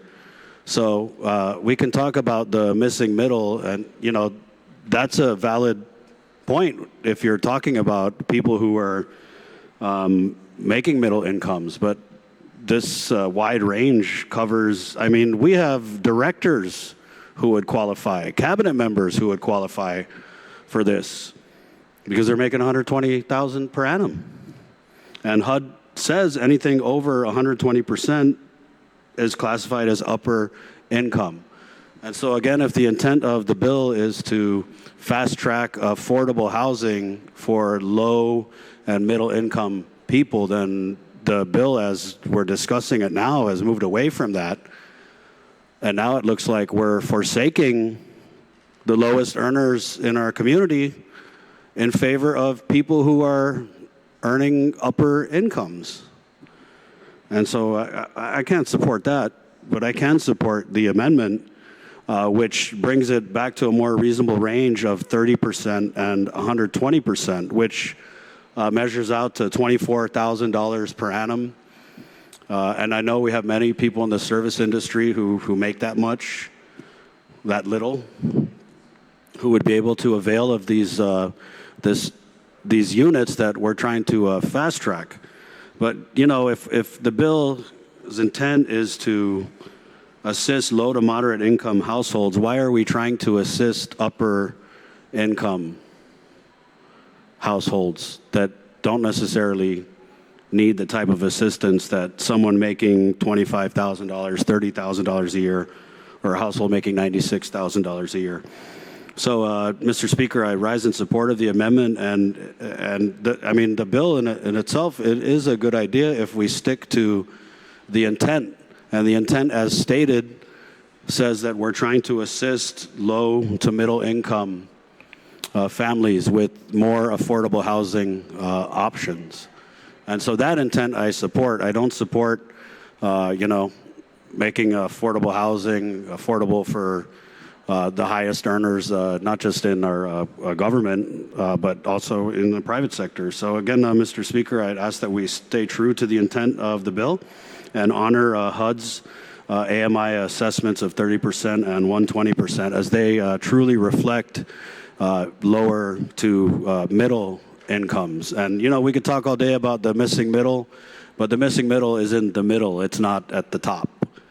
So thank you, Mr. Speaker, for the opportunity to speak in support of the Terlahi Amendment. You're welcome, Senator Barnett. Thank you. Anyone else on the Terlahi Amendment? Senator Terlahi, you'd like to close on your amendment, ma'am?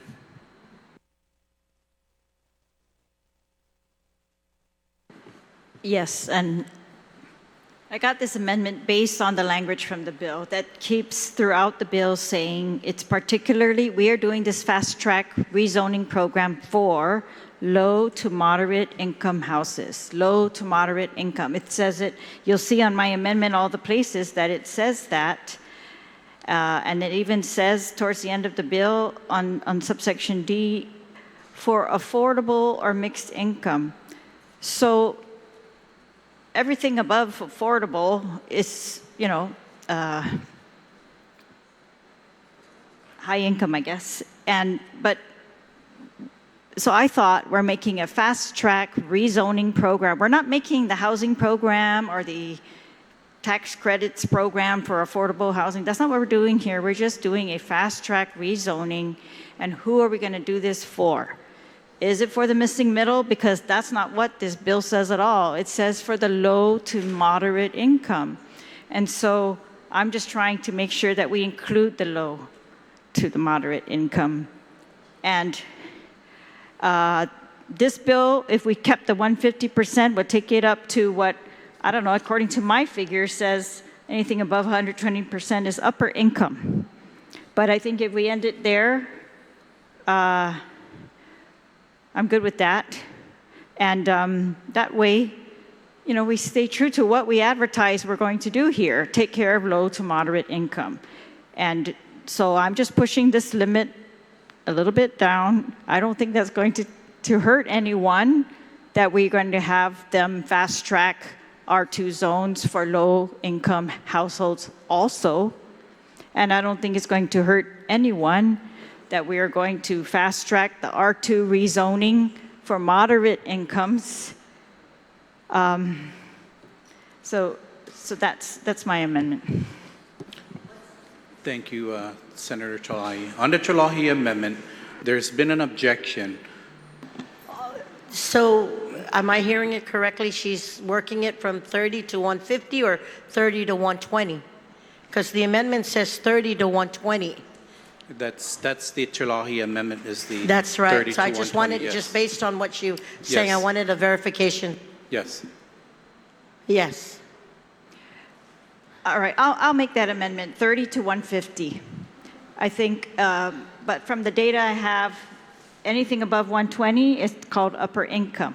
But I absolutely want to make sure that we are including the low income. Now, I'm not sure how in the end we're going to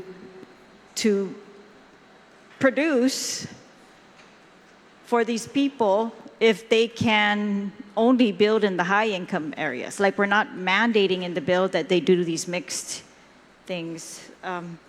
So no, I'm sorry. I'm just going to have to stick to the 30 to 100% because I think unless, we have some other data, and I'm just using the data that I could find on HUD for Guam and the graph. So I So asked you're my sticking colleagues to your to- original yes, amendment of thank 30 you. to 120? Yes, thank you. Okay.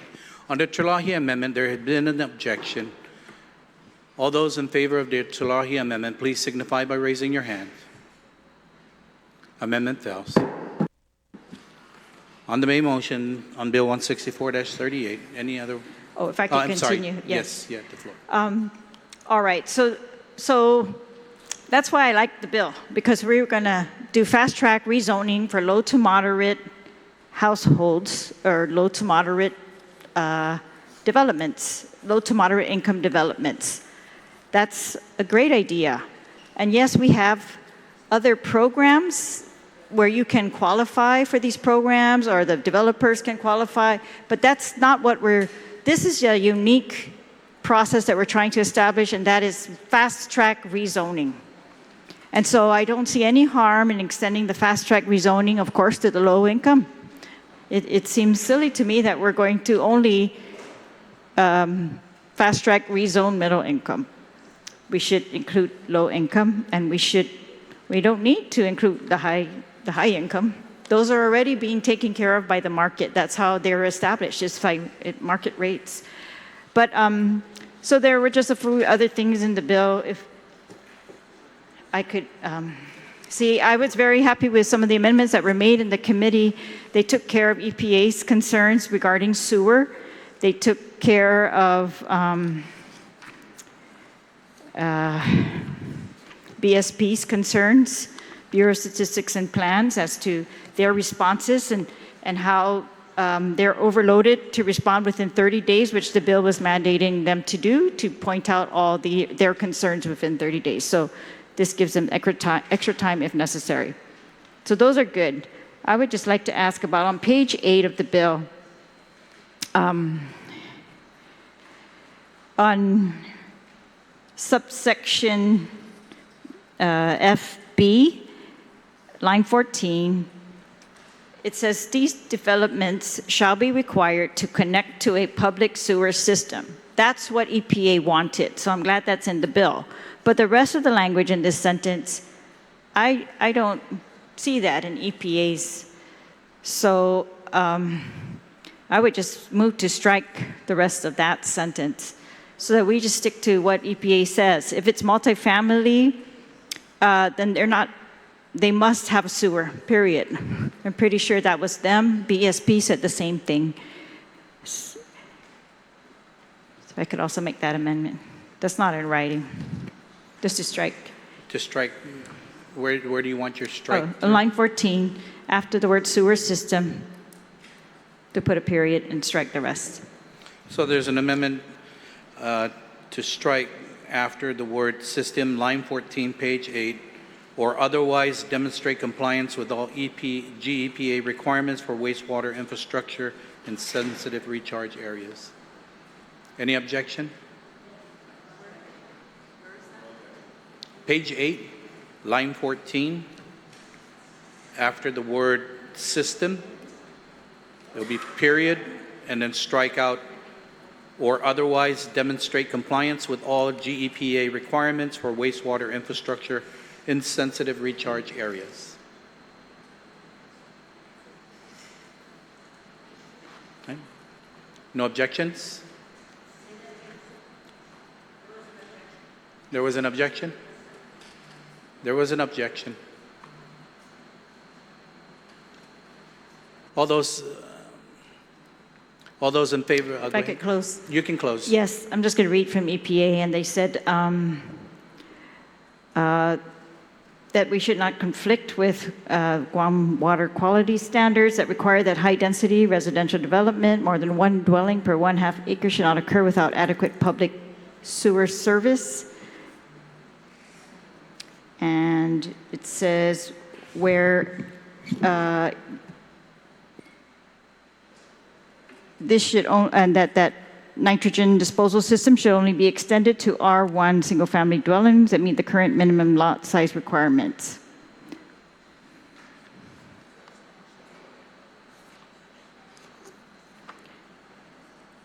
And BSP had the same testimony. So I asked my colleagues, let's just keep that simple, not allow any loopholes, and just, they're asking for that protection when they testify. Okay. So there was an objection on the Trelahi Amendment. All those in favor of the Trelahi Amendment, please signify by raising your hand. Amendment fails. All right, and then on page 9 of the bill, it requires, we're trying to fast track, so we're trying to reduce the number of hearings that are held, public hearings. And this is a big cost, I think, to fast track. We're giving less public input time, which, okay, we have a crisis in housing, we can do that. But why are we requiring that the mayors, I'm talking about page 9, line 6, that the mayors shall convene their MPC meetings on the same day as the Department of Land Management's public hearing? Why can't we allow the mayors to conduct these in their own homes at the time that's convenient for them? And I don't think the mayors are delaying these hearings, and they do have monthly meetings. They already noticed their meetings, so I think it's convenient for them to notice these hearings as well. But you know, the land management is in a completely different facility as the mayor's council. And this is just to say that they may convene it. I would just want to change shall to may. So they only need to do one hearing now, but they may do it at the same place if that works for them, especially if they're in Tamuning, right? Yeah. Because that's where land management is, but they're in Pneumatic. I don't understand why they're going to be doing that. So there's an amendment, page 9, line 6, after the word mayor, strike out shall and be may. Any objections? No objections? Senator Talai. Yes, I'd like to make the same amendment on page 9 again, line 22. So the mayor, instead of shall convene single MPC public hearing held concurrently, I'm going to say may convene a single MPC public hearing held concurrently. Or he can do it separately, is my intention. Any objections, Senator Talai? No objections? Senator Talai. All right, and then on page 10, I just wanted to point out that it says on line 8 that the provisions shall apply exclusively to zoning conversion or conditional use applications submitted under this act for affordable or mixed income housing developments serving households between these. And so what it excludes again are the low income, right? Like they're saying mixed income. Well, I guess it's just not clear. And the other thing is we're not mandating mix of low and moderate. We're kind of saying we're going to do this process for a mix of high income and higher income, perhaps, right? And that's, I don't think that's what the intention originally was. And I want to give the benefit of, you know, good faith to all of this. So I'm just pointing that out, that there's nothing in here that's really sticking to either how that mix is going to be, that we're going to take care of the low income. I see my time is up, so thank you very much. Thank you, Senator Talai. On the bill, 16438, any other member wish to speak? Senator Parrish, you're recognized, ma'am. Thank you, Mr. Speaker. I do have a couple of amendments to proffer, so let me just get them.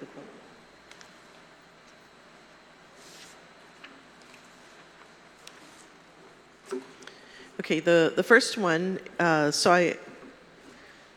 if we could just focus on the first page, the F1. So it's SFP L1 to 26P8. And so what this amendment does, it changes the word of accessible to available, and it strikes out primary groundwater recharge area to groundwater protection zone. So these are the statutory terms that are actually used. So yeah, what it states in law is that when sewer is available, that the household is required to hook up, basically. The term accessible doesn't exist in law.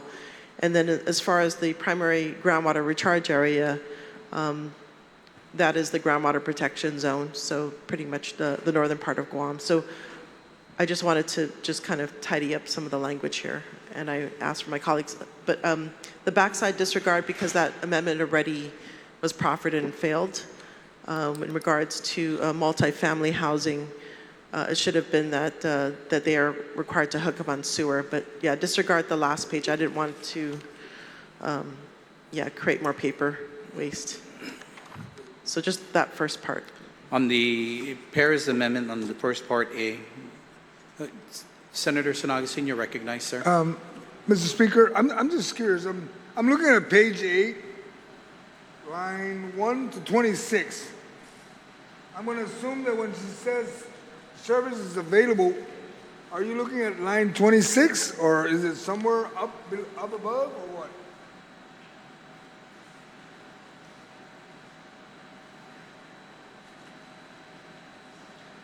Because I don't see the word accessible that you need to strike out versus available. Maybe I'm looking at the wrong bill.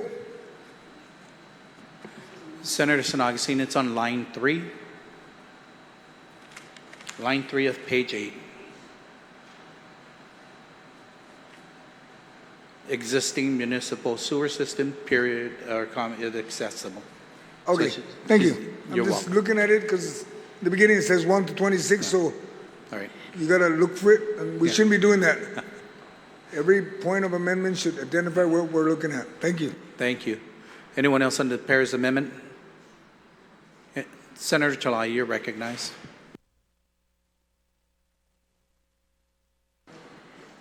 Yes, I support this amendment.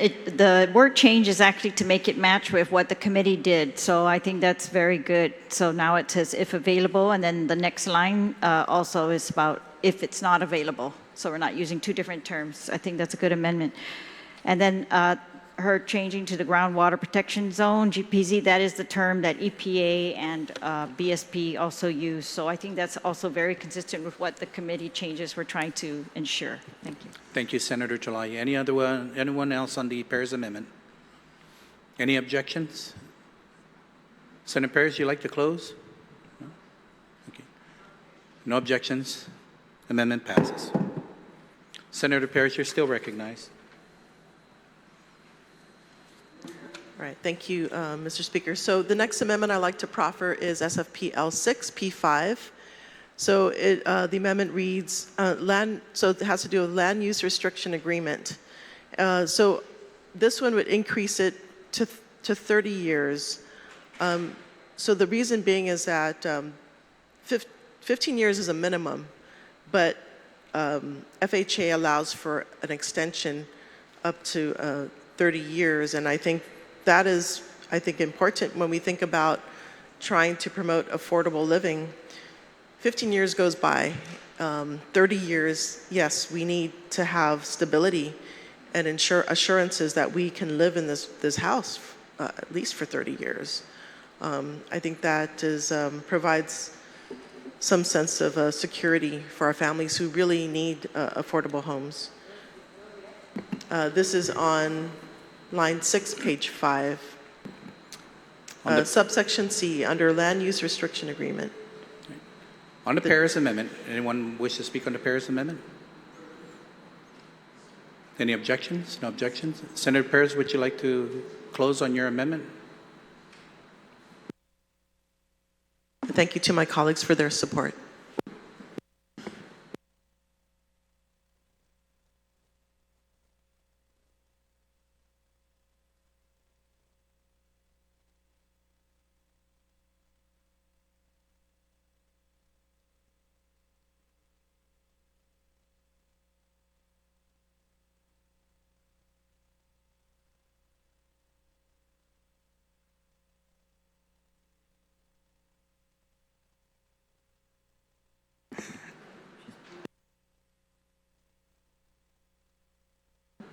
We're going to take a 1 minute recess.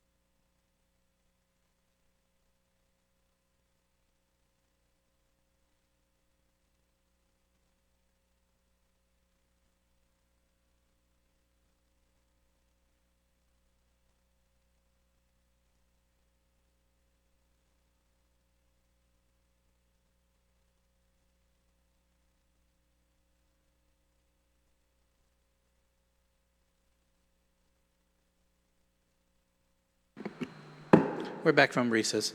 No objections to the Paris Amendment? Amendment passes. Senator Paris, you're recognized. Thank you, Mr. Speaker. So there's, if I can, there's perhaps another amendment I need to do because there's another section in the bill that states, it originally states 10, it was increased to 15. I want to make sure that it stays to 30. So I probably have to proffer that amendment, or can I do this without? Yeah. Yeah, Legal without. can make the technical corrections on that. Okay, so Thank you. is that a technical Yeah. correction? Okay, great. I appreciate that. So just to ensure that 30 is consistent throughout the bill. Yes, Thank you. definitely. Okay, the other amendment I have is, Mr. Chair, can we just make sure it's so ordered on that? So legal will make the technical corrections to ensure that it's 30 years throughout the bill. So ordered. thank you. The other amendment I would like to proffer is SFP L10P5. And so it is to add a new section, to add a new subsection to 612A03A. So the original subsection A is moved down to B. So it's an amendment to add to start that section. And so what this states is that for the purpose of this act, only those developments planned for affordable housing or housing units with land use restriction agreements as defined by this act shall avail of the streamlined zoning process as provided in this act. So we just wanted to make it abundantly clear that that's what this is for, because it didn't. In reading through the bill, it wasn't clear whether there was some lack of clarity in that. Although all the policies were geared to that, there wasn't the specific statement that this is specifically for the affordable housing using LURA. And so I just want to ask my colleagues for their support to ensure that clarity is in the bill. Okay, on the Paris Amendment to add a new section 612803A to the bill and a new A. So any objections to the Paris Amendment? Senator Muñoz-Barnes, you're recognized. Can we take a moment's recess so I can get a clarification for this? Is the first time I'm seeing this amendment, Mr. Speaker. Sure, we'll take a 1 minute recess.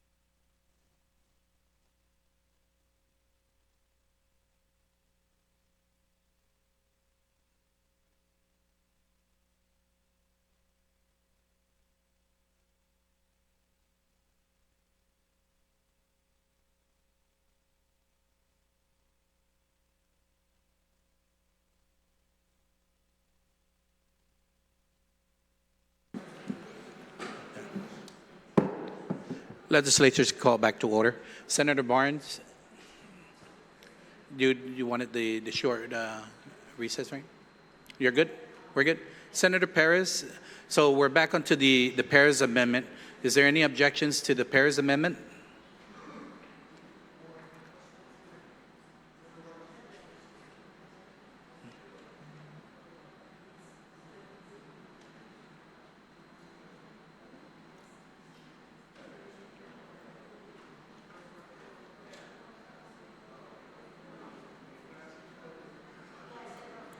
No objections? Senator Perez, would you like to close on your amendment?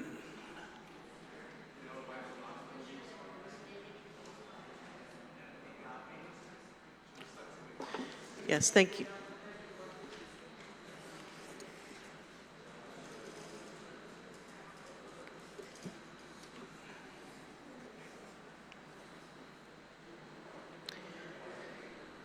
Yeah, thank you, Mr. Speaker. Just to reiterate, the purposes of the amendment is to make it absolutely clear that those that are eligible for a streamlined zoning process are those projects that are for affordable housing with land use restriction agreements. And just to make it abundantly clear that this is for that specific purpose. And I ask for my colleagues' support. Situz Masi. Thank you, Senator Perez. Is there any objections to the Perez Amendment? No objections? Senator Perez, you're recognized.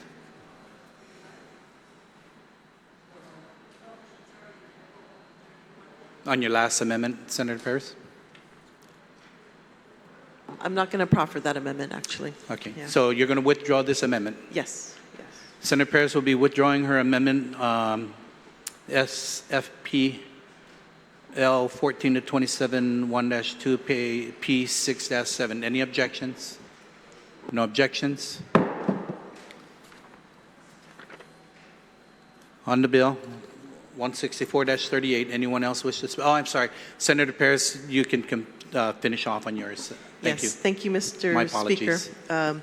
Yeah, so in reading the bill, I was a little concerned. I thank you for my colleagues for accepting that last amendment, because I was really concerned that this would be opening it up for every project that's for affordable housing, or just opening up the rezoning process. And my understanding is that BSP is going through their process of developing sustainability plan. I think it's a 2050 sustainable plan. And, I guess it's unfortunate that we don't have that plan in advance of this bill to help us, to guide us in regards to, what areas that is suitable for development. But I do see that in this bill, it does allow for BSP to provide any kind of guidance if this process is being utilized. And I do hope at that point any kind of concerns are raised to assure that we're protecting our environment as well as producing affordable homes. Yeah, and I just want to also, I feel that it's unfortunate that the body did not support an amendment regarding requirements to hook up to sewer for multifamily dwellings, which is part of the regulations, by the way. I think it would just go against this idea that we need to progress, but at the same time cause harm to our environment. And really what we should be doing is looking at how we can do both. How can we create an economy, a resilient economy, and protect our environment at the same time? So I just wanted to register some of my thoughts on this bill, and I thank the good sponsor. Thank you. Thank you, Senator Perez. Anyone else on Bill 164-38? Senator Gumatalto, you're recognized, sir.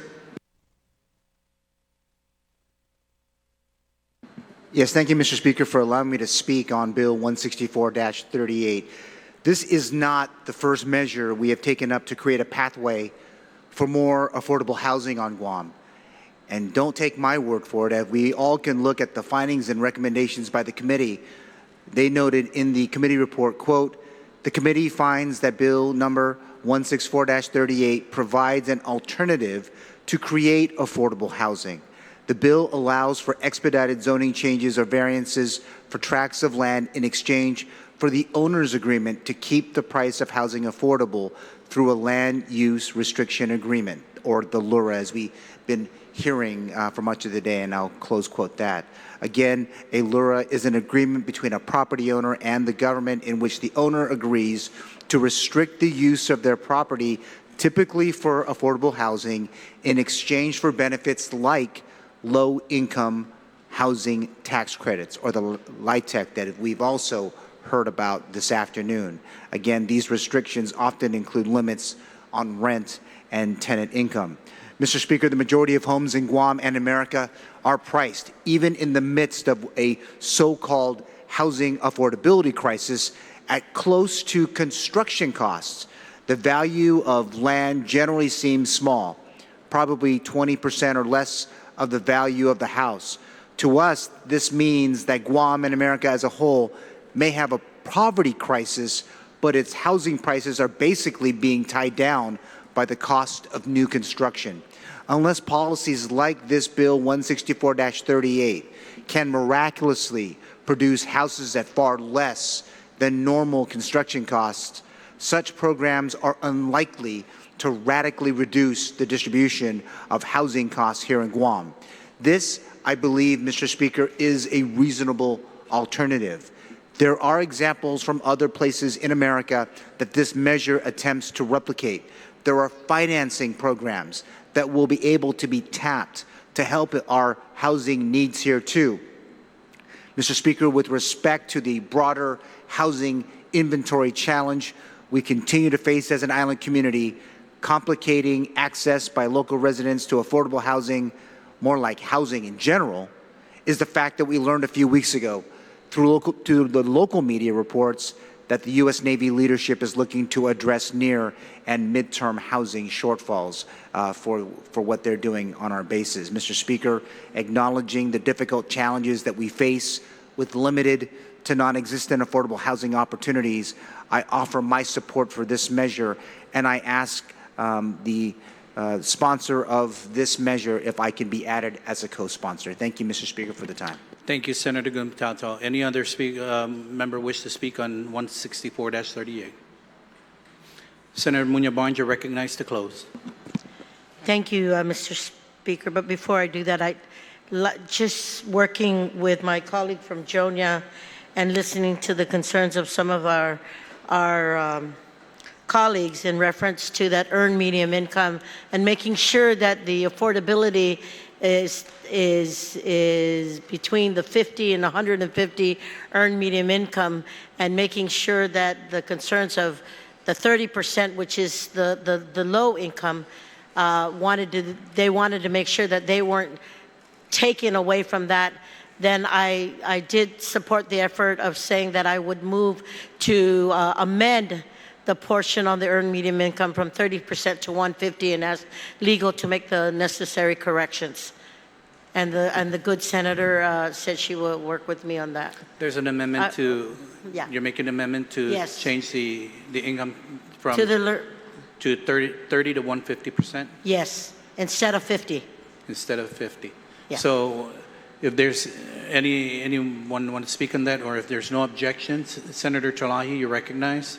Yes, I want to thank the author of that amendment for including the low income, and so that we are true to our word here. We're going to do low to medium income, maybe a little high medium income, but at least we give this opportunity for the developers to include the low income in this fast-track rezoning. And I completely support this amendment, and I'm grateful. Thank you. Thank you, Senator Chalahi. On the amendment, any objections? No objections?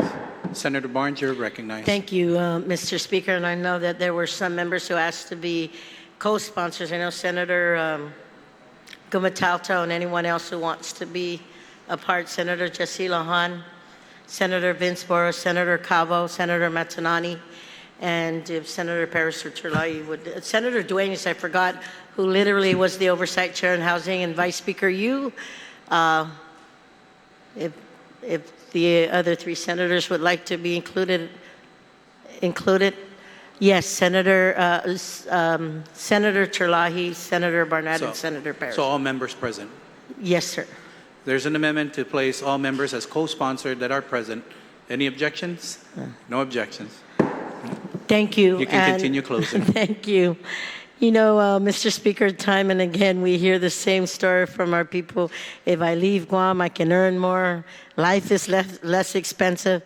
The homes are more affordable there. Every year families leave because they no longer see a sustainable path to home ownership or housing security here at home. And this should not be the reality on our island.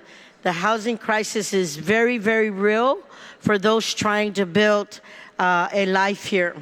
Families are crowded into one-bedroom apartments with high rents, forced to choose between paying rent or putting food on the table, and we see homeless encampments hidden in overgrown lots, children living without electricity, Manamco enduring life with no running water, and each of us has had constituents walk through our doors after being turned away by Gura, Guam Housing, or private markets, desperate for help, and too often, literally, Mr. Speaker, we are their last hope. So I know that this bill before us is not the final answer, but it is a necessary step, and we have developers ready to build, land ready to be used, and families ready to move. What they need is for us to act. And in this effort, and knowing that my colleagues have worked with me on this measure, I humbly ask for their support on this measure so that we can act now, so that today's housing crisis does not become tomorrow's slum crisis. And again, thank you for everybody who spoke and at least shared their concerns and shared their amendments to this measure. And I ask that we put this bill down to the third reading voting file. On the motion to send Bill 16438 COR to the voting file, any objections? No objections? So ordered. We're on next. I'll move it for him. No. Oh, okay. Okay. Senator Mantanani, you're recognized. Thank you, Mr. Speaker. Notwithstanding the House rules, I'd like to motion to add Bill 144 onto the third reading file. I will be amending it to address the concerns raised by Senator Terlahi and based on advice from legal counsel. There's a motion to place 144 into third reading. Any objections? No objections? You can continue. I'd like to speak on the bill. This bill is about giving our kids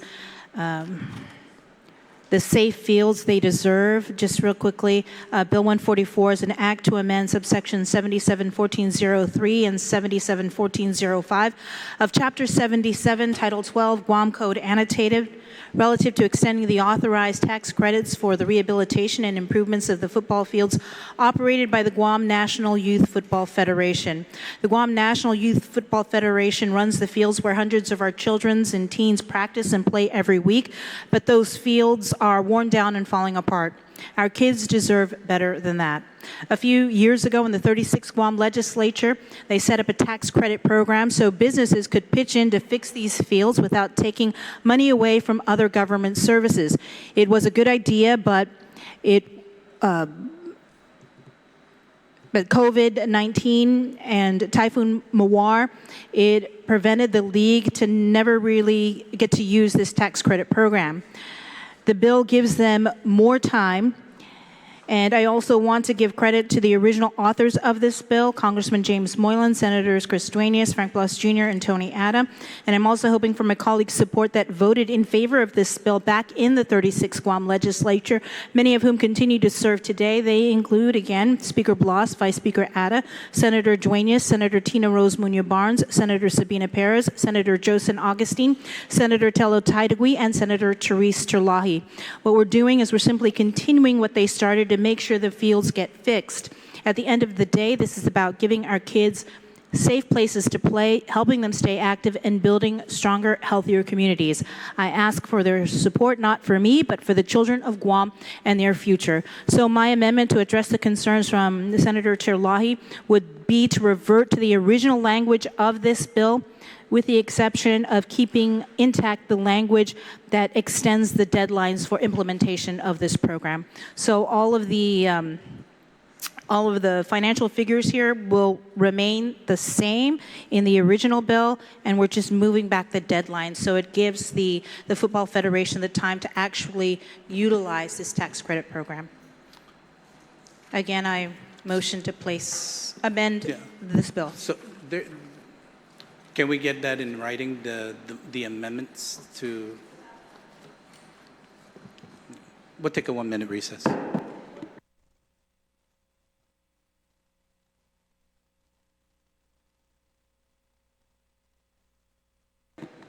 Yes.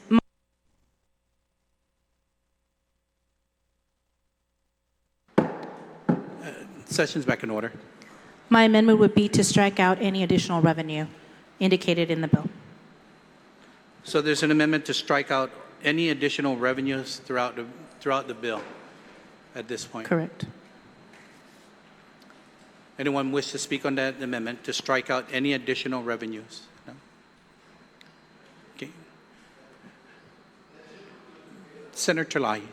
Senator Masi, I don't have any objection to those amendments. I think extending the deadline still has tax implications, but if I'm willing to entertain a motion to waive the committee of the whole, if that's what they want to do. But the only reason I brought it up is because BBMR, in their fiscal note on this bill, said they cautioned us it's going to have fiscal impact. It has to be considered during the budget. GITA said the same thing, and we did not consider this during the budget. So we're adding on, by extending the deadline, we're adding on this fiscal impact to what our budget we've already pretty much exceeded. So I think there are concerns. I would have liked to hear from BBMR and DOA and GITA as to what those might be, especially now that they have actual people willing to take advantage of that. It seems like if the cap is now 1 million instead of 1.5, it's a $1 million impact. If I am understanding this correct, sorry, that's not correct. It's $3 million over 5 years, but $1 million in the next fiscal year, and we'd have to deal with the $2 million in the other 2 fiscal years. So $1 million for this fiscal year. It's not explained to us how we're going to deal with that in our budget. But on this amendment, I have no objection to that amendment. Thank you, Senator Chirlahi. Any other speaker wish to speak on the amendment? So Senator Dueñas, you're recognized. Yes, Mr. Speaker. So as the retiring speaker mentioned, she was willing to entertain a motion. So at this time, I motion in accepting this amendment that we waive the committee of the whole, as I believe in this fiscal year, the 500,000 is recognized. We can confirm that in the budget that we just passed. But yes, I now then move to accept this amendment and waive the committee of the whole based on the extension that's being called for here. Okay, well, we're going to go ahead and dispose of the first amendments of restoring the original language without the increase in the revenues, and then we'll dispose of that motion. Sorry, could I get Senator it in? Paris? I'd like to request to get it in writing, so because it's unclear to me what's going on right now as far as what's changing. So the only change is just going back to the original revenues. If you see it there in the strikeouts, so instead of the $1,500,000, it's going back to $1 million, and the other strikeout there, instead of the respectively no more than 500,000, the 375,000. So it's going back to the original language in the bill. So Okay, what and they're then- doing is just extending the time period. So the years from expiration from 2024 to 2027, and 25 to 28, and then 26 to 2029. Okay, and then the other thing, so the years are changing? Yes. Okay, So and it's just to then- extend the years, but not increase any dollar values. And what about subsection 3? Is that being struck out, or is that?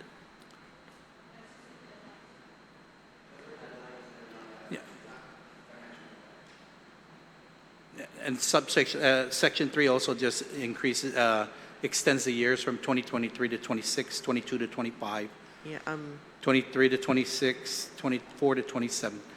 this is on page 2, line 19 through 22. So the strikeout will be reverted back because it's going back to the original language of the original bill. Okay, so that's, Yeah. that stands, that Yeah. strike through? Yeah.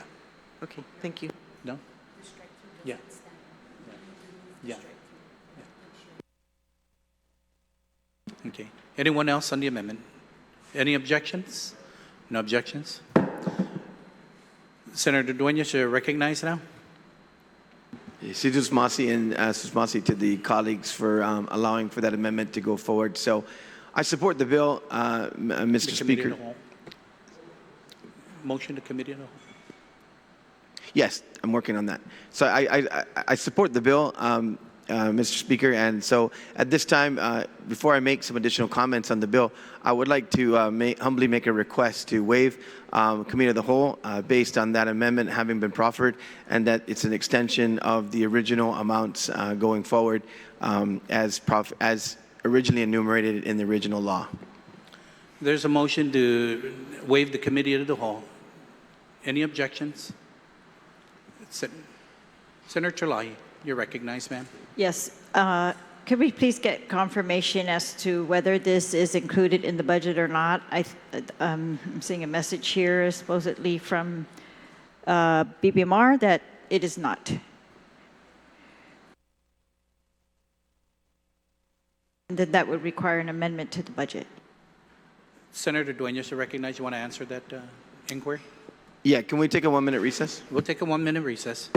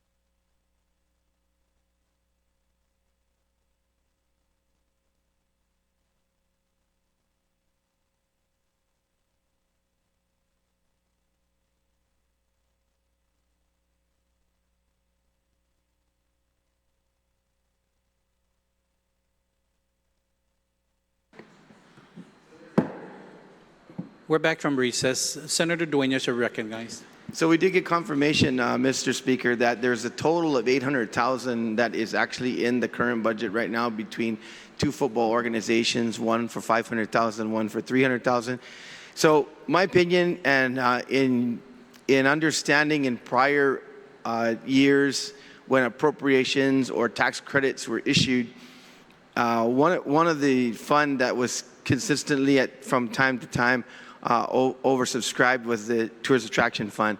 And so what would happen is that whenever the credits were attempted to be used, they would be told that it would only be up to 800,000. So essentially, it's a budgetary mechanism. I don't believe that we're over budgeting at this point in time because it'd be subject to fund availability. The 800,000 is already appropriated, and they can basically say it's capped at that. But we'll take it as the body wishes, whether or not we can proceed. But there is at least 800,000 that's recognized in the current fiscal 26 budget. Thank you, Senator Dueñas. Senator Chalayi, does that answer your question, ma'am? Okay. So on the motion to waive the committee of the whole, any objections? No objections? Senator Dueñas? Jesus Masi, and I thank our colleagues for that. I can say that this has been very difficult, as if I think many of our colleagues here were at the public hearing for this bill. And, the availability, a lot of this work is electrical, for lighting and different infrastructure within these fields. And so predominantly most of these fields in terms of their makeup, as a lot of the volunteers, a lot of the families, particularly in the field in Dedido, the House Angels field, and other fields that are mentioned here, it really takes a lot of effort from their organization, and most of the time it's volunteers and the like that go in and prepare the field, line the field, plant the grass, get rid of the rocks and things so the games can be played. But this is more of an opportunity for like lighting and things that allow for night games, night football, where they need the lights that are on the poles. A lot of it also can be part of concessions and different things that allow the field to be usable, and for our parents and our kids, who go to enjoy these sports. And so it's difficult because, we have a lot of contractors, now that are very busy, all over the island, but also inside the fence with military construction and like. So it really is whenever they can avail of saying, hey, I could use the tax credit, especially if I can use the whole thing at one time. And then, they'll say it's worth our time to go and do the project. Maybe it's the, several poles that need complete rewiring or installation of lighting and things like that. So those kind of major projects that really take time from busy contractors right now. So I think we're going to be safe, Mr. Speaker. Obviously, you can see the reason why we're extending it is because it hasn't been able to be done. But I think it's something that we all support, that we can help these football fields and these fields that our kids play on and make the amenities better for not only just the children, but the families who go to watch their children play. And it's just continue to support these community events where our children can play and learn life lessons. And so I humbly ask for the body to consider this legislation, and thank you for the time to speak in favor of it. Jesus Masi, Mr. Speaker. Thank you, Senator Dueñas. Senator, anyone else on Bill 144-38? Senator Parrish, you're recognized, ma'am. Yeah, just a question for the sponsor of the bill, because when this bill was first passed, it was given a 5-year period. And so I guess the question is, it's not, the 5-year period isn't up. And I just want, maybe if she can respond to the question on why we are, because I know initially the bill's intent was to increase the amount, but we're not yet to that point where the deadline is about to expire. We're a couple of years before that. Would the author of the legislation yield? Yes. Again, this bill was introduced in the 36th Guam Legislature, and so according to the original law, it was supposed to start being implemented in October of 2022, I believe.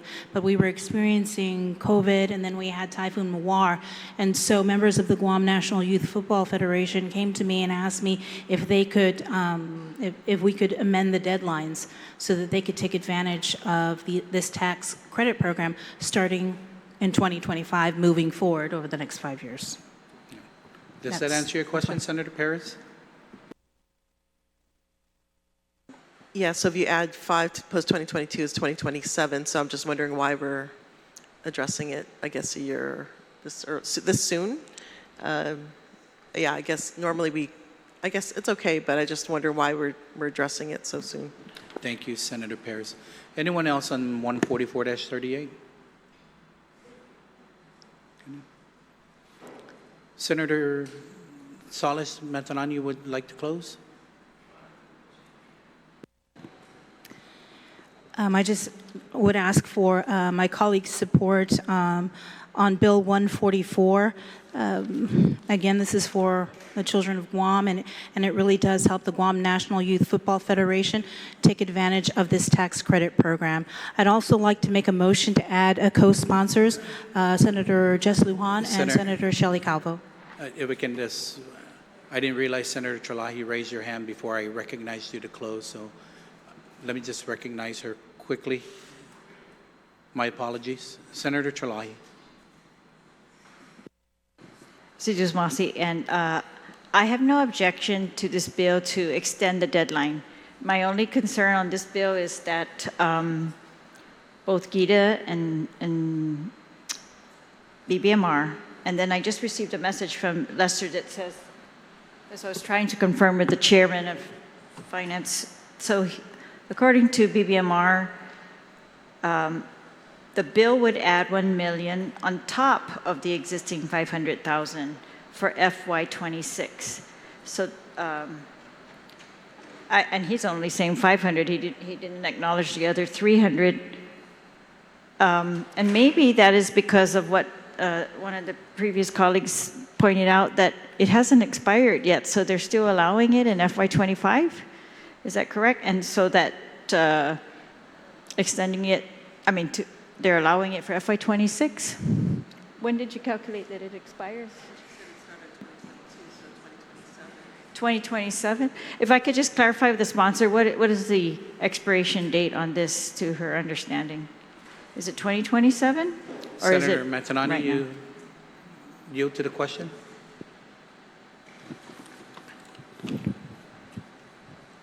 It is in fiscal year, according to the bill, 2029. For 2 years, 3 years, 4 years. Commences on October 1st, 2026, 27, 28, and then 2029. Okay. It was supposed to go into effect in October 2022.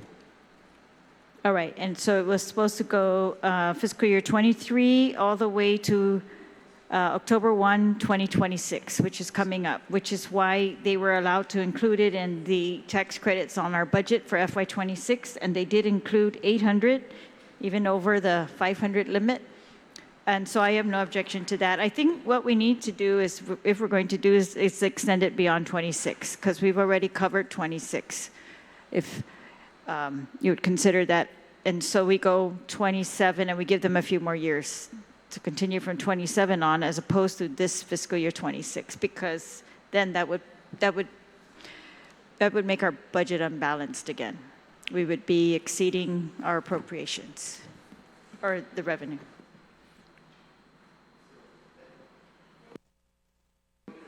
One minute recess.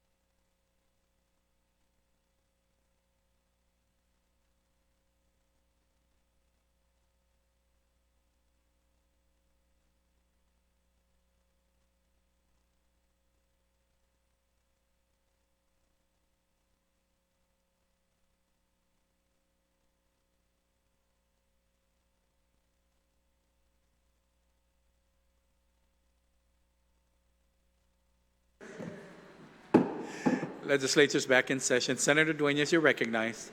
Sidus Masi, Mr. Speaker, I had just clarified with Senator Talahi that my conversation with Lester Carlson from BBMR is he was assuming that we did not strike the increases. Okay. And since we did strike the increases, he concurs that it will not unbalance the 2026 budget and the appropriation will be adequate. So I think we can go back to the closing. Thank you. With that, I have no objections to the bill. I hope that they work that all out. And so because of what they were threatening was that we were exceeding our budget again. So if these tax credits can be extended for a few more years, I'm completely open to that. I see the value in that, and I appreciate their efforts to do this program. Thank you. Thank you, Senator Talahi. Senator Mantanani, my apologies again. You can continue on your closing, ma'am. Start over. Once again, I hope for the support of my colleagues in passing Bill 144. I'd like to make one final amendment in adding co-sponsors to this legislation. Senator Jess Lujan, Senator Shelley Calvo, Senator Tina Munoz Barnes, Senator Sean Gumatauta, Senator Joe San Augustine, and all senators present. There's a motion to add all senators present as co-sponsors. Is there any objections? No objections. Thank you. Senator Mantanani, would you like the motion to place it down into the...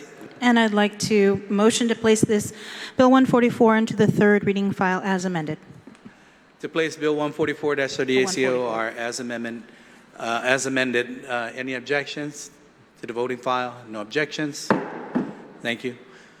Senator Dueñas, you're recognized.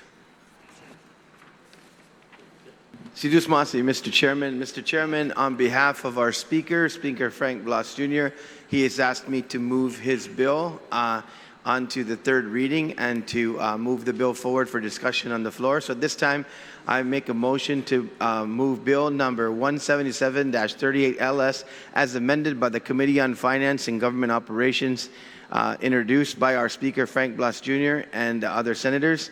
And it's an act to add a new 1042, Chapter 10, Title 1, Guam Code annotated relative to designating December 10 as Insular Forest Guard Memorial Day. And I make that motion this time to move it to the third reading. I'd like to discuss it. Motion to move it into third reading. No objections. Senator Dueñas, you can continue. Mr. Speaker, I think the only way to do justice to this without the authors is because the legislative findings and intent was so thorough and well written. I think the best way to introduce this bill is to go ahead and just read the bill as introduced. It's short, Mr. Speaker, and I'm sure our colleagues and those listening will appreciate it. Section 1 of the bill under legislative findings and intent reads as follows, Mr. Speaker and colleagues. E-Legislature in Guam finds that on December 10, 1941, just hours after the surprise attack on Pearl Harbor, the island of Guam was invaded by the armed forces of Imperial Japan. At the time, Guam was defended by a small, under-equipped U.S. naval force, supplemented by the Guam Insular Forest Guard, a local military unit made up primarily of indigenous Chamorro men who had volunteered to serve under the United States Navy. The Insular Guard was formed in the early 1900s and was by design intended to assist with the local security, infrastructure, and logistical needs. However, when war arrived at Guam shores, these men took up arms and as frontline defenders of the island. Despite having minimal training, limited access to modern weaponry, and facing overwhelming odds against superior invading force, the members of the Insular Forest Guard displayed extraordinary courage and commitment to duty. On the morning of December 10, 1941, as Japanese troops stormed the island, the Insular Guardsmen took a defensive position in and around Hagatna, particularly at Plaza de España. The resistance, although brief, was fierce and symbolic of Guam's defiance. During the ensuing battle, several Insular Guardsmen were killed in action, and while others were wounded or captured. Their efforts delayed the Japanese forces and allowed for the evacuation of some civilians and personnel, a heroic act whose legacy still resonates today. E-Legislature Guahan finds that these Chamorro defenders were among the first indigenous Pacific Islanders to fight in World War II, and they did so with valor, despite the inequities of their time, including second-class status with the military structure. Following the surrender of Guam to Japanese forces, many of these same men endured occupation, interrogation, imprisonment, and forced labor. Their sacrifice and suffering were not fully recognized for decades.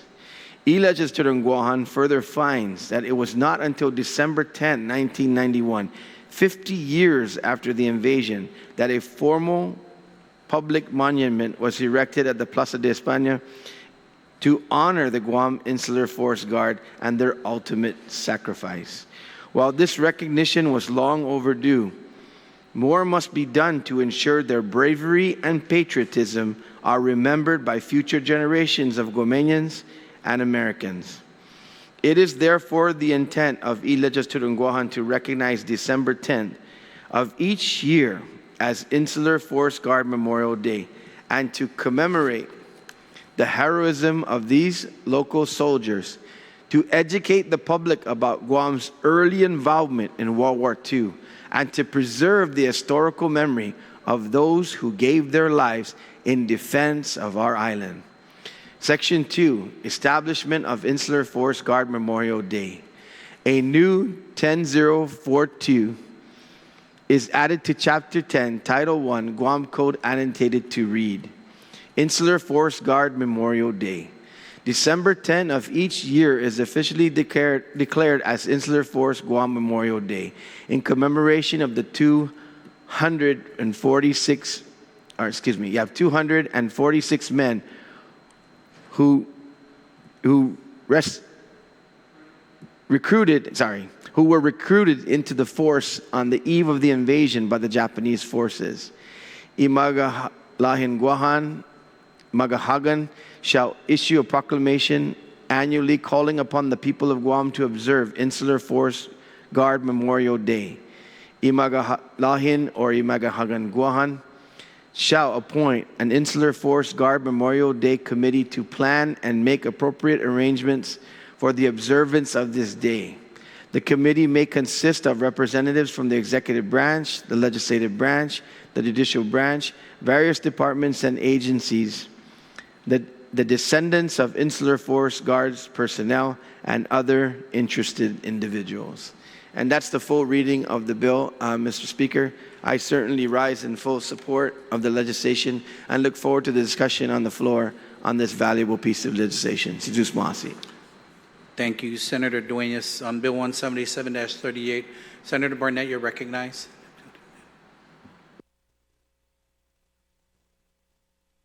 Si Diyos Masi, Mr. Speaker, for the opportunity to rise and stand in strong support of this very critical and crucial measure that seeks to recognize the very brave and honorable sacrifice of the members of the Insular Forest Guard, who, as the retiring speaker had said, basically were tentacled into defending the island against the Japanese invasion by the United States military. And they didn't have the tools to beat back the invading Japanese force, but they fought valiantly and bravely with that Chamorro honor, Mr. Speaker. So I stand in full support of the bill, and the bill's author, our good Speaker Frank Blas, had committed to me in the public hearing that he would support amending the bill to include the Guam Combat Patrol in this recognition. At the public hearing, I had talked extensively about the sacrifices also of the Guam Combat Patrol. You know, the way I look at it, Mr. Speaker, it's two sides of the same coin. You had the Insular Forest Guard trying to defend our island from the impending Japanese invasion, which subsequently led to the occupation of our dear home.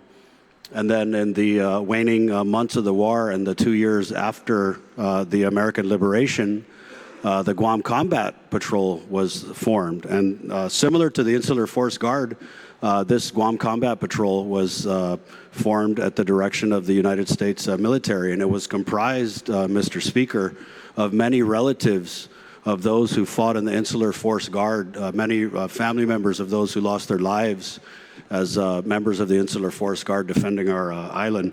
And so I think it's only fitting that we add the Guam Combat Patrol to this holiday and this very important recognition. And the commitment, again, was given by our good speaker. And I'll go ahead and read from the committee report. To my colleague also from EPAN, Senator Barnett, with regards to the combination, I think that it's fitting too. And he was talking about the combining of the recognition for the Insular Force Guard and the Guam Combat Patrol. And so at this time, I would like to just, if I could, Mr. Speaker, read the names of the members of the Guam Combat Patrol. Juan U. Ugan, Joaquin S. Ugan, Vicente L. Borja, Jose S. Buquicosa, Francisco J. Cruz, George G. Flores, Roman N. Ignacio, Antonio P. Pangilinan, Agapito S. Perez, Pedro A. Perez, Ignacio R. Rivera, Jose P. Salas, Pedro R. San Nicolas, Felix C. Wustig. And my late grandfather, Jose Santos Tenorio, was also a member of the Guam Combat Patrol. So I'm very honored that our good speaker included me as the prime co-sponsor of the measure, Mr. Speaker. And my amendment, which has been passed out, really, it's very simple. It just adds the words "and Guam Combat Patrol" throughout the bill. And then I added a little a paragraph which reads, "A legislature and Guahan further finds that the Guam Combat Patrol, formed in November of 1944, scouted out hundreds of Japanese stragglers hiding in Guam's jungles after World War II. Consisting of 29 indigenous Chamorro men, the Guam Combat Patrol volunteered to comb the jungle areas, kill Japanese holdouts, and destroy hideouts and locations.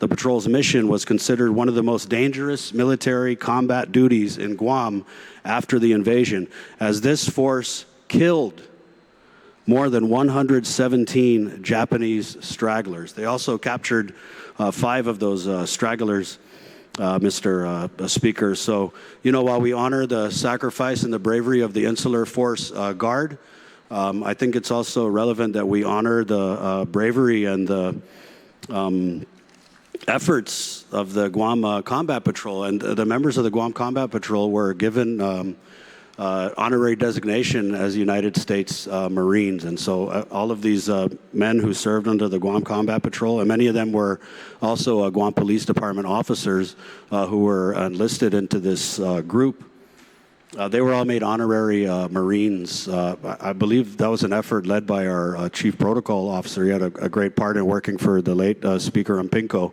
in getting this very important recognition for members of the Combat Patrol. And so I just ask my support, the support of my colleagues, Mr. Speaker, for this amendment, which again adds that paragraph to the legislative intent and then adds also the words "and Guam Combat Patrol" to the establishment of Insular Force Guard and Guam Combat Patrol Memorial Day. And then in subsection 1042, it also adds Guam Combat Patrol Memorial Day to this. And so I humbly ask for the support of my colleagues, as I have already secured the support of the bill's author, our good speaker, Speaker Frank Blas Jr. So si Duas Masi for the opportunity to rise in support of the bill, Mr. Speaker. Thank you, Senator Barnett. On the Barnett amendment, Senator Dueñas, you're recognized. Si Duas Masi, Mr. Speaker, and I'm sure I speak, as the retiring speaker said, for Speaker Blas, that yes, we support this addition. And just to, as I am the Committee of Jurisdiction, to explain what had happened and why this was done this way is we had already been routing the bill because the timeline was very tight for this session to be able to make sure that we could make a rules meeting to add it to session. And so I asked the speaker, I said, hey, you want me to pull it back and we'll stick this in? And he said, why don't we just route it and we make sure the efficiency is there, and then I'll work with Senator Barnett to ensure that we put it on as an amendment. So we're very happy to have been able to do that, and I certainly rise in full support of this. And this was the routing and the reason why we didn't pull it back, because it was already en route and being prepared for session floor. So just masi, Mr. Speaker. Thank you, Senator Dueñas. Senator Chalahi, you're recognized, ma'am. You wanted to speak on the amendment, correct?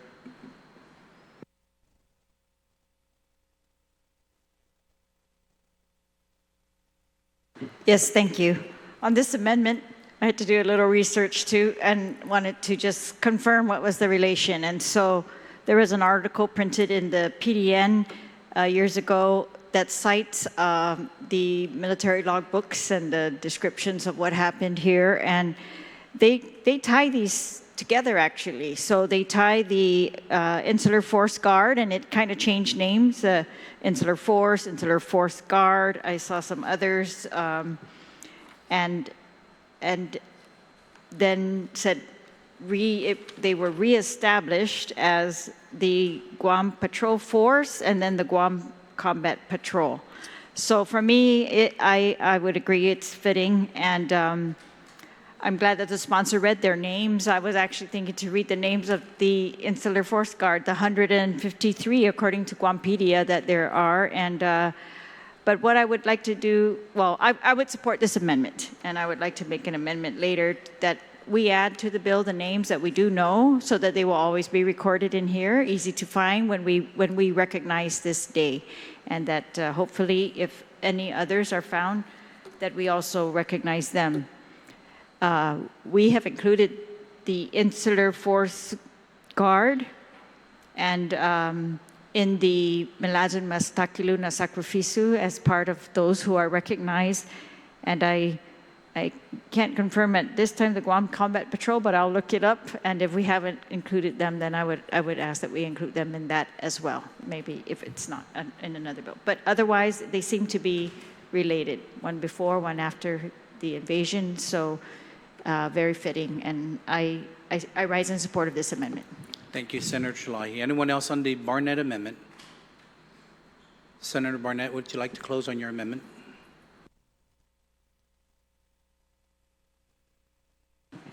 Sidus Masi, Mr. Speaker, and thank you again to my colleagues for their support of the amendment. And at this time, I'd like to honor Uncle Jim and also read into the record another member of the Guam Combat Patrol, Charles Henry McDonald, just to get that on the record. And also to the good committee chair, Sidus Masi, for the explanation. I know our speaker is a man of his word, and he did give that commitment. And I also know that in the public hearing, we had talked about routing the bill quickly to get it onto this session agenda. So I completely understand.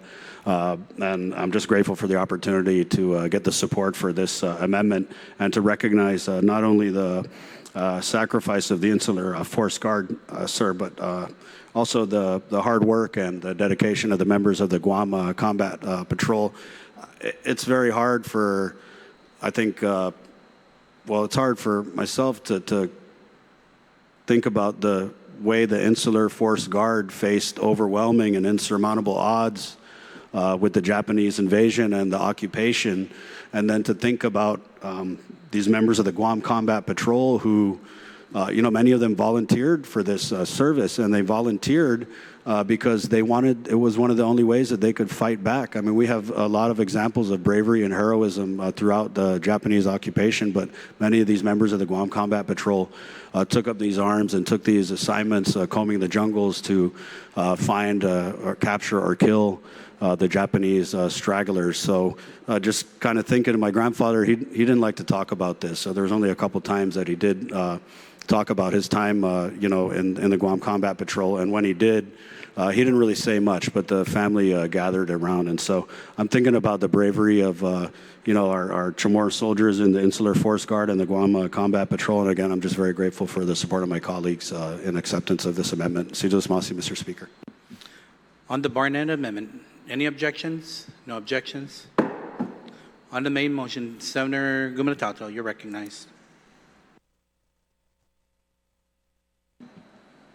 Thank you, Mr. Speaker. I do rise in support of Bill 177-38. As chairman of the Legislative Committee on the National Guard, there's a sense that the volunteer force that was the Guam Insular Force Guard is that group that preceded the Guam National Guard some 34 plus years before its actual founding. They inspired generations of men and women to follow, to include the Guam Combat Patrol. The Guam Insular Force Guard organized at a time to protect the people of Guam and specifically the capital city of Agатnya from hostile attacks, specifically the Imperial Japanese military who simultaneously attacked Guam on December 10, 1941, as they also attacked Pearl Harbor in Hawaii, as was mentioned by our retiring speakers. While the modern-day soldier may or may not totally understand the stand that was taken some 84 years ago, we stand here in this building cognizant of the sacrifice and the role of the Guam Insular Force Guard, who played an important part of our island's history. We should honor them. We should honor the valor that they displayed on December 10th, 1941, which we will create by policy, Insular Force Guard, and I would be remiss by not ensuring that I add the Guam Combat Patrol Day with the passage of this bill. We should never forget their efforts.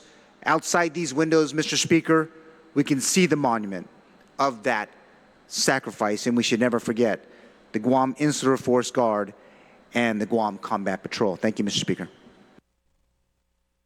Thank you, Senator Gumatato. Anyone else on Bill 177-38? Senator Chalahi, you're recognized. Again, I just want to rise in support of this bill. One of the first times that I had been part of any formal recognition, besides just personally, researching, going to that monument, is maybe about 2 years ago when we did the war memorials during the month of July. That time we held it down here in the plaza, and that time the legislative members were honored to be the ones to carry the wreath to that memorial. And it was very moving for me because that was the first time that I had been part of any ceremony like that where they had been formally recognized, at least in recent years. I'm pretty sure that in past years maybe they had. And this will allow us to remember when we are memorializing all the other people and areas on Guam, that we recognize these people, these Insular Guardsmen, Combat Patrol, who were killed, wounded, captured, suffered, imprisoned, forced labor, I'm sure, and their families who witnessed, suffered from that as well. And I would just say generations up to now, as we can see, are affected by what happened to these people as it affects our entire history. And we are very, very proud that we had courageous and loyal people like that to as the bill says, and I like these words, their efforts delayed the Japanese forces, allowed for the evacuation of civilians and personnel, a heroic act whose legacy still resonates today. And when you think about what has been described, they were volunteers, they were alone, they were pretty much abandoned, they were unequipped with what they needed to match what the Japanese forces brought with them that day. And the rest of the days throughout the war and after the war, when we still had to go and do this type of service to take care of the people who they loved. And so we owe everything to them. So I'm very honored to stand in support of this bill. Thank you. Thank you, Senator Chalahi. Anyone else on 177-38? Yeah, I encourage all our residents, if they haven't done so, to drive by the memorial at night. It's so beautiful when you see the lights that light it up, and it gives you a great reminder of what our people have been through during the war and how they really sacrifice. And thank you, everyone, for Senator Barnett. You already spoke, yeah. Senator Duenas, would you like to close on the 177-38 Speaker Blasa bill? Situs Masi, Mr. Speaker. I know it's been a long several days, and this is the last bill.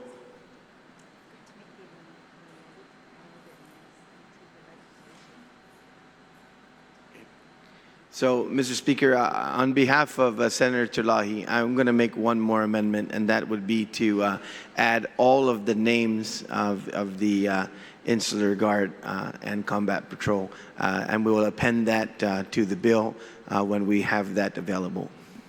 So there's an amendment to add all names of the Guam Insular Guard and the Guam Combat Patrol to the bill. Any objections? No objections? Ms. Masi, as I was saying, Mr. Speaker, and thank you for allowing for that amendment, so that will now be appended to the official legislation. I know it's been a long week, been a long day today, and so just close by saying I really appreciate the work that Speaker Blas put into this, and there are 14 co-sponsors to this bill, and I would be remiss if I did not do this amendment as well. As she said during the public hearing and was committed to, add the final co-sponsor to this bill, Senator Sabrina Salas Mantanani. On the amendment to add co-sponsor Senator Sabrina Salas Mantanani, any objections? None. So everybody else was there, so we got our 15th member in there, and like she was traveling at the time, and I guess didn't get to her email before it was introduced. So that's done. Just a real quick closing. Once again, like I said, I appreciate the speaker's great work on this, and we held to the commitment of Senator Barnett's addition of the Combat Patrol, and it's a great piece of legislation, and I think everybody's going to really enjoy next year when we go over and celebrate and commemorate this new recognition of this day for the very appropriate reasons. So at this time, I move to place Bill 17738 LS in the third reading voting file. There's a motion to place 17738 LS into the voting file. Any objections? No objections? We're going to take a 1-minute recess.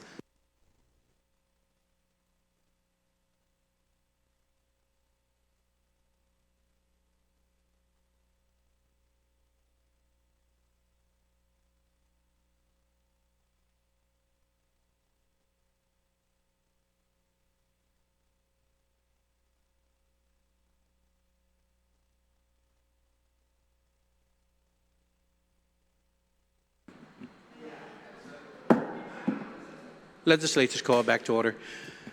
Colleagues, we've exhausted all the bills that are on the second reading file, and we're going to go ahead and recess till tomorrow, 7 p.m. for voting. Again, we're going to recess till tomorrow, 7 p.m. for voting. Legislature's in recess.